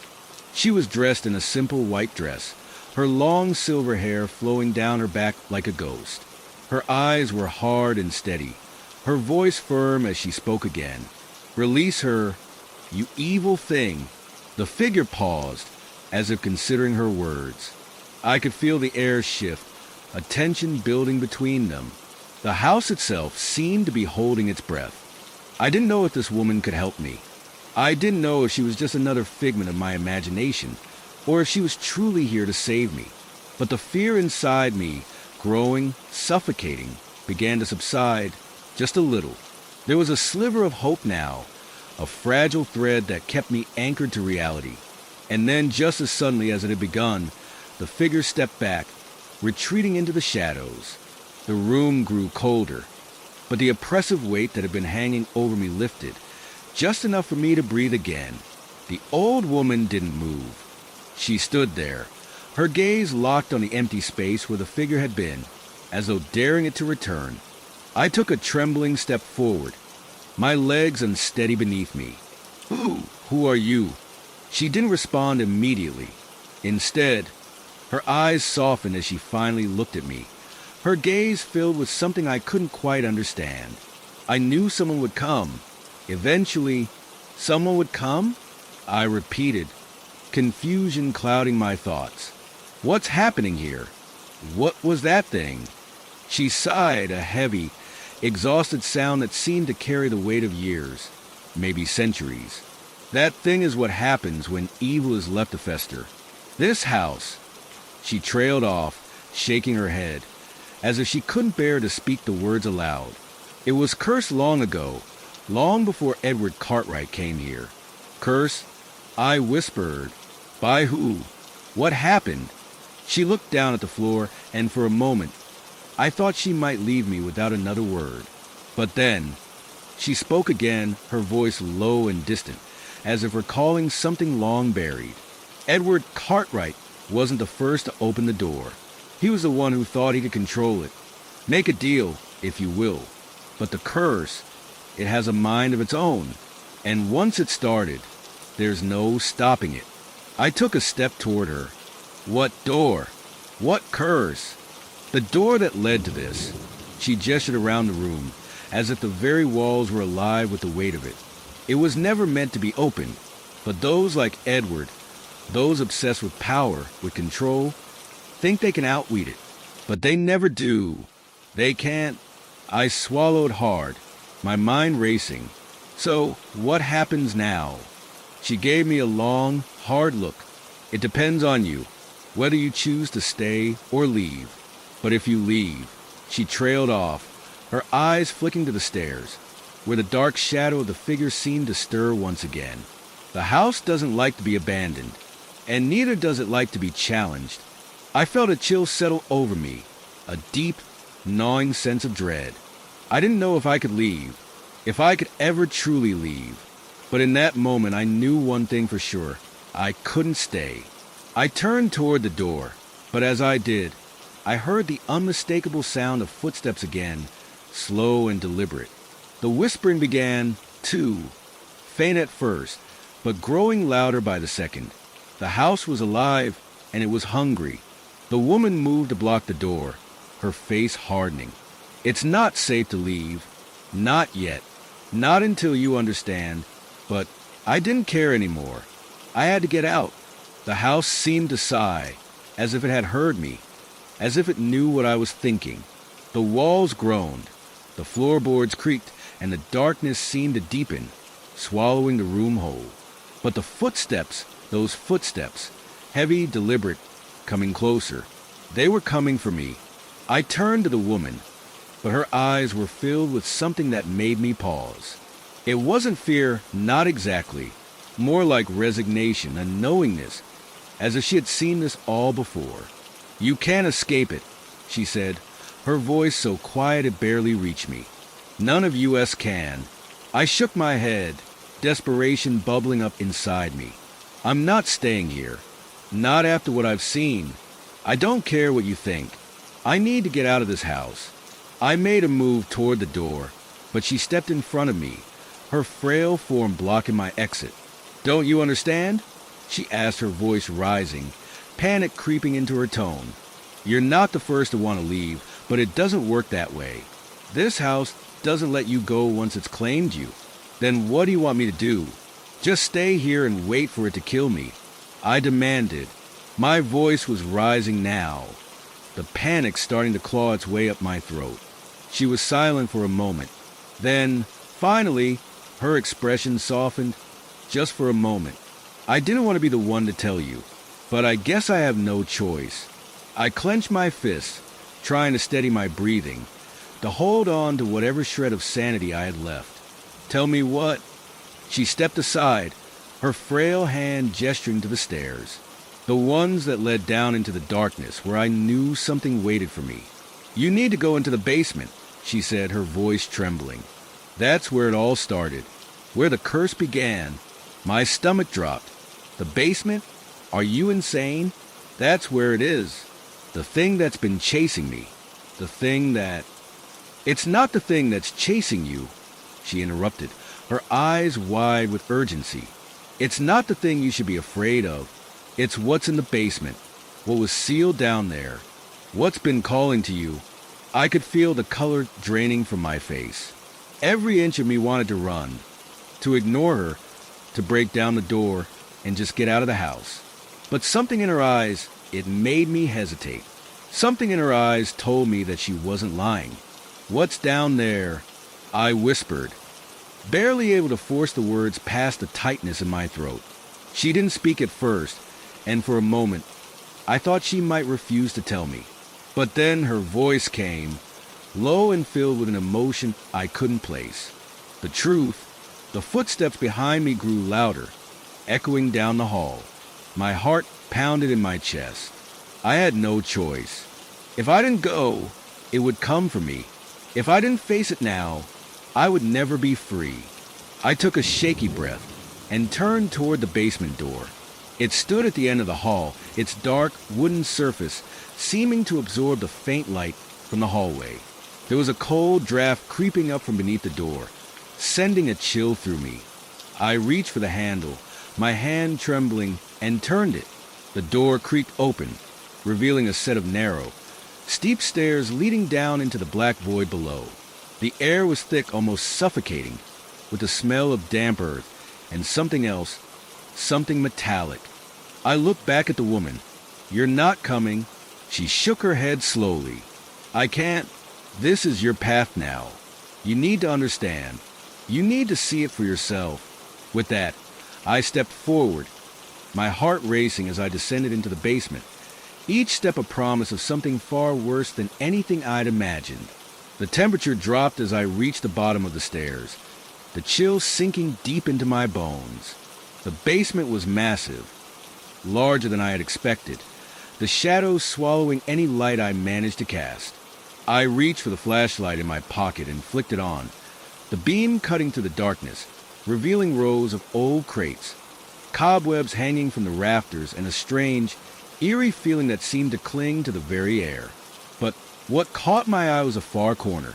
There, in the deepest part of the basement, was a door. It was unlike any other door in the house. Old, weathered, with strange markings carved into the wood. The symbols weren't familiar to me, but there was something about them that felt wrong, like they were alive, watching. I took a step toward it, and the floorboards groaned beneath me, the sound echoing in the silence. My breath hitched as I took another step. Something was down there, something that didn't want me to open that door. But I had to. I had no choice. As I reached for the handle, I heard a sound, a faint scraping noise like claws against stone. It was faint at first, but it grew louder, closer. It wasn't just the footsteps anymore. Something else, something more sinister, was coming for me. The door was cold to the touch. My hand froze for a moment, the fear paralyzing me. I tried to pull away, but the sound grew louder, the scrape of claws against the stone floor echoing in my head. And then, the door creaked open just a crack. I should have known better. I should have turned back, should have left the house the moment I had the chance. But something, call it curiosity, desperation, or maybe just a slow pull of whatever force had me trapped, made me open that door. And the moment it creaked open, a wave of cold, stale air hit me, like a dead breath from the other side. The basement stretched out before me, deeper than I had anticipated. The walls were damp, covered in thick layers of mildew, and the air was thick with the smell of decay. The beam from my flashlight quivered in the suffocating darkness as I stepped inside, my heart pounding in my chest. There was no turning back now. The door behind me slammed shut with a force that nearly knocked me off my feet. I whipped around, my pulse racing, but I couldn't see anything. Only the dark, suffocating blackness pressing in on all sides. The temperature had dropped even further, the cold biting into my skin as if the very house were alive, breathing, watching. I turned back toward the center of the room. That was when I saw it. In the middle of the floor, a circle was etched into the dirt, an intricate pattern of symbols I hadn't noticed before. It looked ancient, and something about it sent a chill straight to my bones. I knelt beside it, shining my flashlight on the floor. The symbols seemed to writhe under the light, as though they were moving, trying to escape the beam. My heart skipped a beat. I didn't understand what they meant, but I knew one thing. They were part of whatever had been calling me. As I sat there, studying the symbols, I noticed something in the far corner of the room. A figure, hunched and hidden in the shadows. It stood still, unmoving, and yet I could feel its presence, a weight pressing against me. I called out, my voice trembling. "Is someone there?" Nothing, not a sound, not even the slightest movement. But I could feel it, that unnerving sense of being watched, of being stalked by something unseen. The air grew thicker, heavier. Every breath I took felt more labored than the last. And then I heard it, a soft whisper, barely audible at first, but growing louder, clearer. Leave. I froze. It was a voice, no doubt about it. A low, guttural whisper that seemed to come from all directions. It wasn't a voice of warning. It was a command, a plea. But who or what was speaking? I stood up, every muscle in my body tense with fear. My flashlight flickered, a moment of darkness, and then I saw it, a shadow, tall and elongated, standing just at the edge of the circle. It was human, but not. Its features were obscured, as though they were constantly shifting, like smoke trying to take form. Leave, the voice whispered again, this time louder, closer, almost desperate. I took a step back, my breath catching in my throat. What are you? I demanded, my voice barely above a whisper. The figure didn't respond.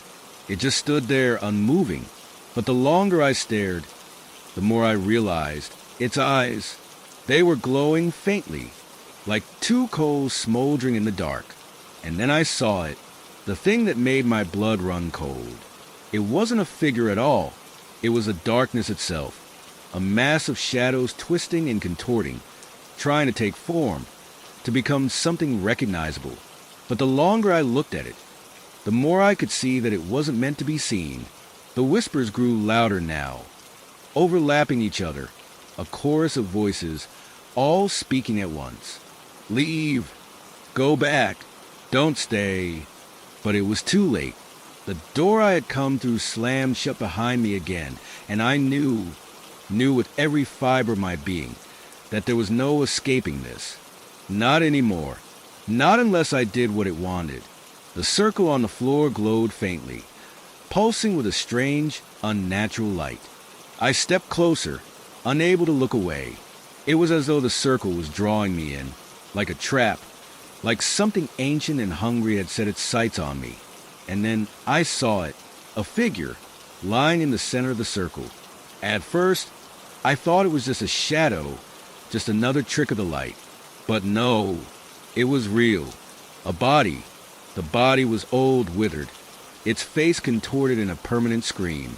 Its eyes were wide open, glassy and lifeless. But the worst part, the part that made my stomach twist in horror, was the journal clutched in its bony hands. The pages were yellowed, brittle, and covered in strange symbols that matched the ones on the floor. I reached for it, my hands shaking, not knowing why I was doing it, but unable to stop myself. As soon as my fingers touched the journal, the whispers stopped. Dead silence. And then the house shifted. I couldn't explain it, but I felt it. The walls groaned. The floorboards trembled beneath me. And the shadows around me grew thicker, closer. The air felt alive, like it was breathing with me, squeezing the life out of me. A sudden, sharp noise echoed through the room, like a door opening. But it wasn't the basement door. It was something much worse, something deeper. I spun around, expecting to see the figure again, but there was nothing, just darkness. The journal was still in my hands, but it was different now. The pages had changed. New writing had appeared, written in a scrawl that looked almost desperate. Find the key. The temperature dropped even further, my breath coming in visible clouds. I had to get out. I didn't care what the journal said, what the figure wanted. I had to leave. But as I turned to run, the ground beneath me gave way. I fell. The ground gave way beneath me, and I plummeted into darkness. The flashlight flew from my hand, its beam cutting through the air for just a split second before it crashed to the ground, flickering once and then fading to black. My body hit the floor with a sickening thud, and the air was knocked from my lungs in a violent rush. For a moment, I lay there dazed, gasping for breath, my heart pounding so hard I could feel it in my throat. The floor was cold, unnaturally so, and as I slowly gathered my bearings, I realized I wasn't in the basement anymore. I wasn't even in the house anymore. The room I was in was vast, much larger than any space I had explored in the house. The walls were made of rough-hewn stone, slick with moisture, and the air smelled like rotten mildew. A low, guttural hum echoed around me, like the pulse of something alive, something ancient. I struggled to my feet, my legs shaking, my heart still racing. My head swam, the world spinning around me as I stumbled forward, unsure what I was seeing, unsure of where I was. In the distance, a flickering light. I couldn't tell where it was coming from, but it beckoned to me, drawing me in like a moth to a flame. I took a tentative step toward it, but the moment I moved, the air seemed to change. The temperature dropped further, and I felt a pressure on my chest, like someone was holding me down, pushing me into the ground. It was as though the very air itself was trying to stop me from moving. A voice, faint but unmistakable, cut through the hum. "Leave." I froze. It was the same whisper I had heard before, the voice that had been haunting me, following me through the house, the voice of whatever had been chasing me. But now, it wasn't just one voice. It was multiple voices, layered on top of each other, speaking in unison.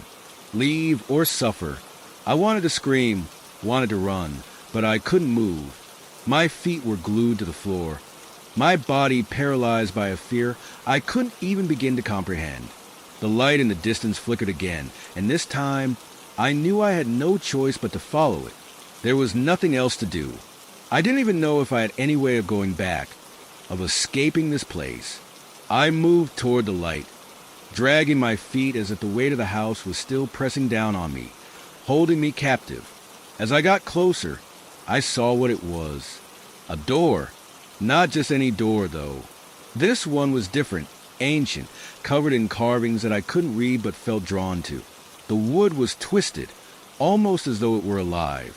The air around it shimmered, like heat rising from the ground, but there was something far more sinister about it. I reached for the handle, my hand trembling, but the moment my fingers brushed the cold metal, the whispers intensified. They screamed at me, a cacophony of voices pleading, demanding, threatening.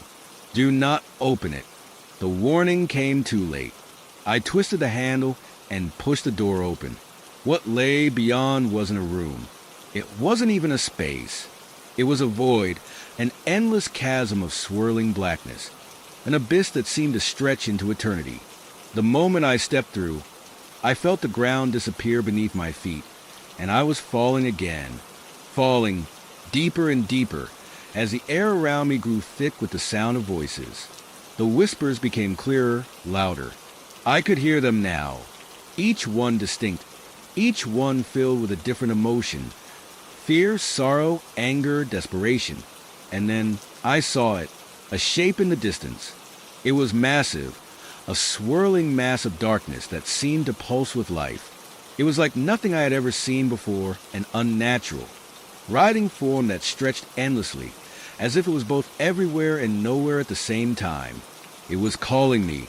I couldn't stop myself. My body moved toward it, drawn in by an invisible force, as if the house itself had claimed me, as if I had become part of whatever it was. I reached out, my fingers trembling as I neared the shape. I could feel it, an overwhelming sense of dread, of power. It wasn't just darkness. It was alive, breathing, feeding. And then the whispers stopped. Everything stopped. The air around me went still, suffocating, as though the very universe had frozen. My pulse thundered in my ears, and for a moment, I thought I might suffocate from the pressure. But then, the thing before me, this creature, spoke. Its voice was not a whisper, but a growl, deep and resonant, shaking the ground beneath my feet. You shouldn't have come. The words were not just heard, they were felt. They resonated in my chest, in my bones, vibrating through every part of me. And in that moment I knew I had made a terrible mistake. The air was thick with tension, as if the very room around me had become a living, breathing entity. The darkness before me was not just an absence of light. It was an oppressive force, pressing in from all sides, swallowing everything in its wake. The words the creature spoke echoed in my mind, reverberating through my skull like a pounding drum. You shouldn't have come. I could feel the weight of those words sinking into my very being, like they were clawing their way into my thoughts. I didn't move, couldn't move. My legs felt as though they were encased in concrete, and my breath was caught somewhere between my chest and my throat, too afraid to escape. The shape before me was massive, an inky blackness that seemed to bend and twist, curling like smoke but far more sinister, more alive. It wasn't just dark. It was something else entirely. It seemed to pulse with a kind of energy, a malevolent intelligence that was aware of my every move, my every thought. I felt the hairs on the back of my neck stand on end, my skin crawling as though invisible fingers were brushing against me. My mouth went dry.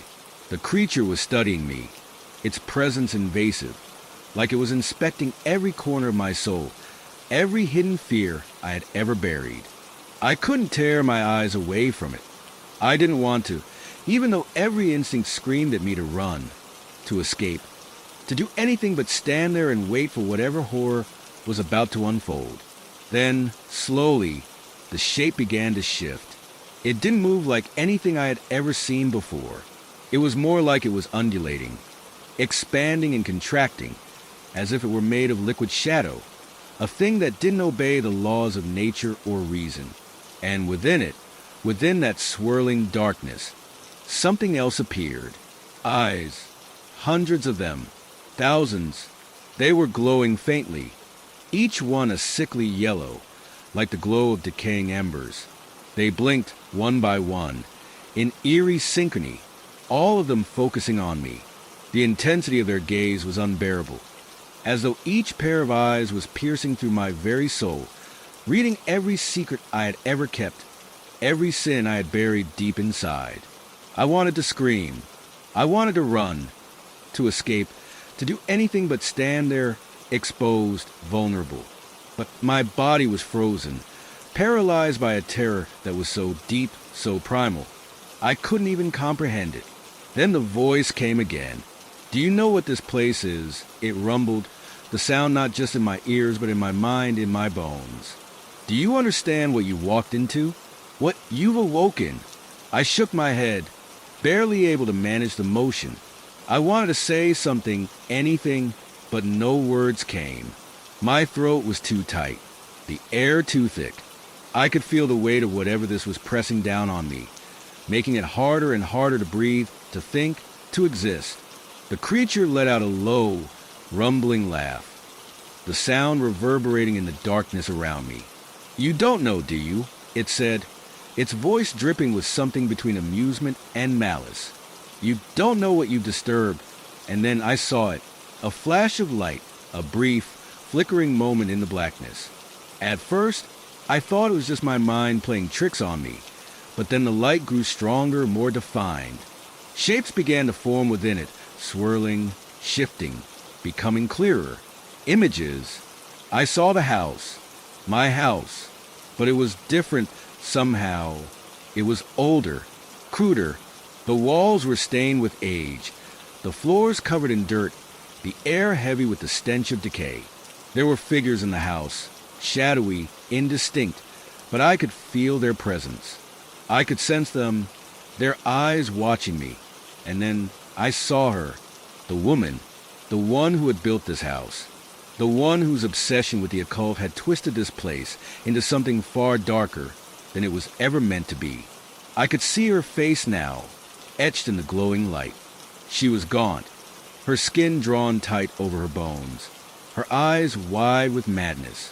She was standing in the center of the room, her arms raised in some sort of ritual. Around her, the symbols, the same ones I had seen etched into the floor of the basement, glowed faintly. And in the air, I could feel it, the pull, the energy, the raw, unbridled power she had been trying to summon. She was trying to open a door to something far worse than anything I had ever imagined. And she had succeeded.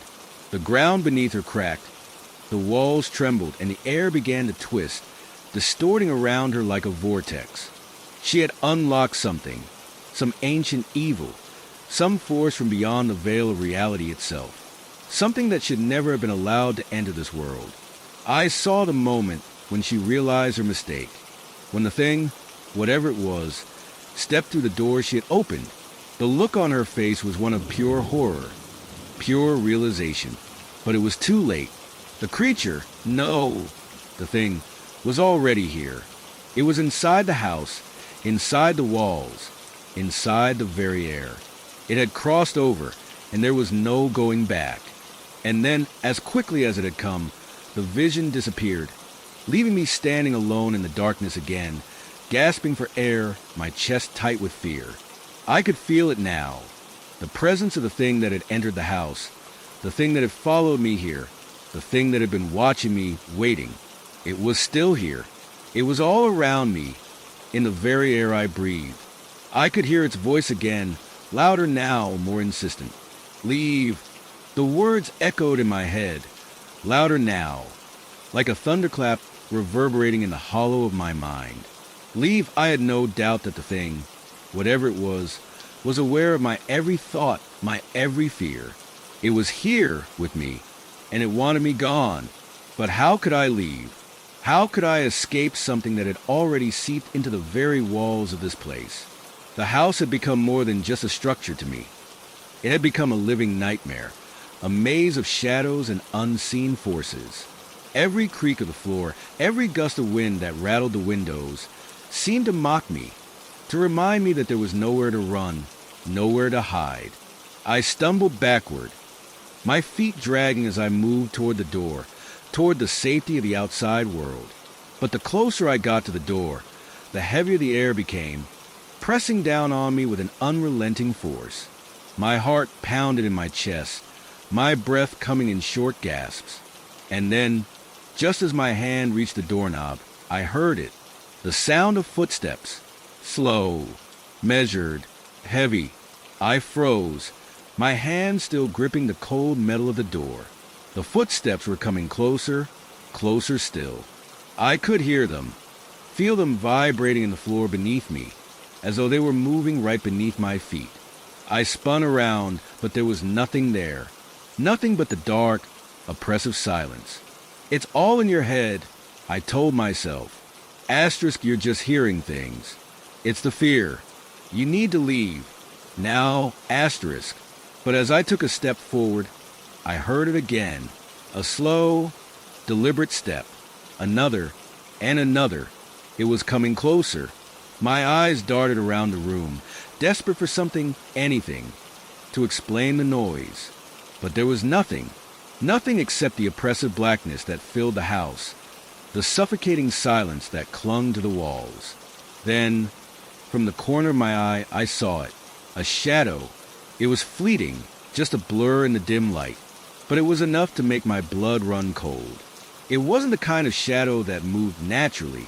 It didn't have a shape or a form. It was just a dark mass that seemed to slide along the wall, barely perceptible, but undeniably there. I took a step back, my heart racing. I had to get out. I had to escape before whatever was stalking me got any closer. But the shadow didn't disappear. Instead, it seemed to grow. It stretched, elongated, until it was a dark figure standing in the center of the room. I could feel it now, the weight of its presence. It wasn't just watching me. It was waiting. Then, the door slammed shut behind me. I spun around, panic flooding my chest. My hand gripped the knob, but the door wouldn't budge. It was as though something on the other side was holding it shut, preventing me from escaping. I pulled harder, my muscles straining, but it was no use. The door was locked. No, I thought, a sense of helplessness sinking into my bones. I'm trapped. I turned back to face the room, my eyes scanning the darkness. The shadow hadn't moved, but I could feel it. I could feel its eyes on me, watching, waiting for me to make my next move. Then the air grew colder, much colder. I could see my breath now, misting in the air, a stark contrast to the oppressive warmth that had lingered in the house for so long. The temperature had dropped so suddenly. It felt like the very life force of the room had been sucked away, leaving only the chilling emptiness behind. My teeth chattered. But it wasn't just a cold. It was fear, a deep, bone-chilling terror that sank into my flesh, into my soul. And then it happened. The bed creaked. I turned toward the sound, my eyes locking on the bed in the corner of the room. The bed that hadn't been there earlier. The bed that wasn't mine. It was old, with frayed sheets and a wooden frame that had seen better days. But that wasn't what caught my attention. What caught my attention was the figure sitting on the bed. It wasn't a human figure. It wasn't even a shape I could describe. It was a distortion in the air, a twisted silhouette that seemed to bend and ripple, as though the very fabric of reality was warping around it. And it was watching me. I could feel its gaze, like cold fingers crawling up my spine. My pulse raced, my heart pounding in my ears. I wanted to scream, but no sound came. I wanted to run, but my legs were rooted to the floor. Then the figure moved. It didn't stand up. It didn't shift its position. It just moved. It was as though it flowed, its form distorting and reshaping with each movement, becoming more and more solid as it neared me. And then I heard it, a voice, a whisper. "You shouldn't have stayed." The words were barely audible, but they pierced through the air like a knife, cutting through the silence that had enveloped me. I stumbled backward, my mind racing for any explanation, any way to make sense of what was happening. But there was no explanation. There was no way out. The thing, whatever it was, had me. It had trapped me in this house, in this nightmare. I couldn't breathe. I couldn't think. All I could do was stare, frozen in place, as the thing slowly, deliberately reached out toward me. And then, just as its hand, a hand that was more like a mass of shadow and distortion, was about to touch me, the room exploded in light. I blinked, disoriented, the blinding brightness making it hard to focus. For a moment I couldn't see. I couldn't think. But then as my vision cleared, I saw it. The door. It was open. The light was pouring in from the hallway, casting long shadows across the room. The creature, the thing on the bed, was gone. The shadows were gone. The house was still. For a moment, I thought I had imagined it all. That maybe, just maybe, it had been a figment of my imagination, a trick of the mind brought on by exhaustion and fear. But then I heard it again, a soft, distant whisper. "You can never leave." I didn't wait. I didn't hesitate.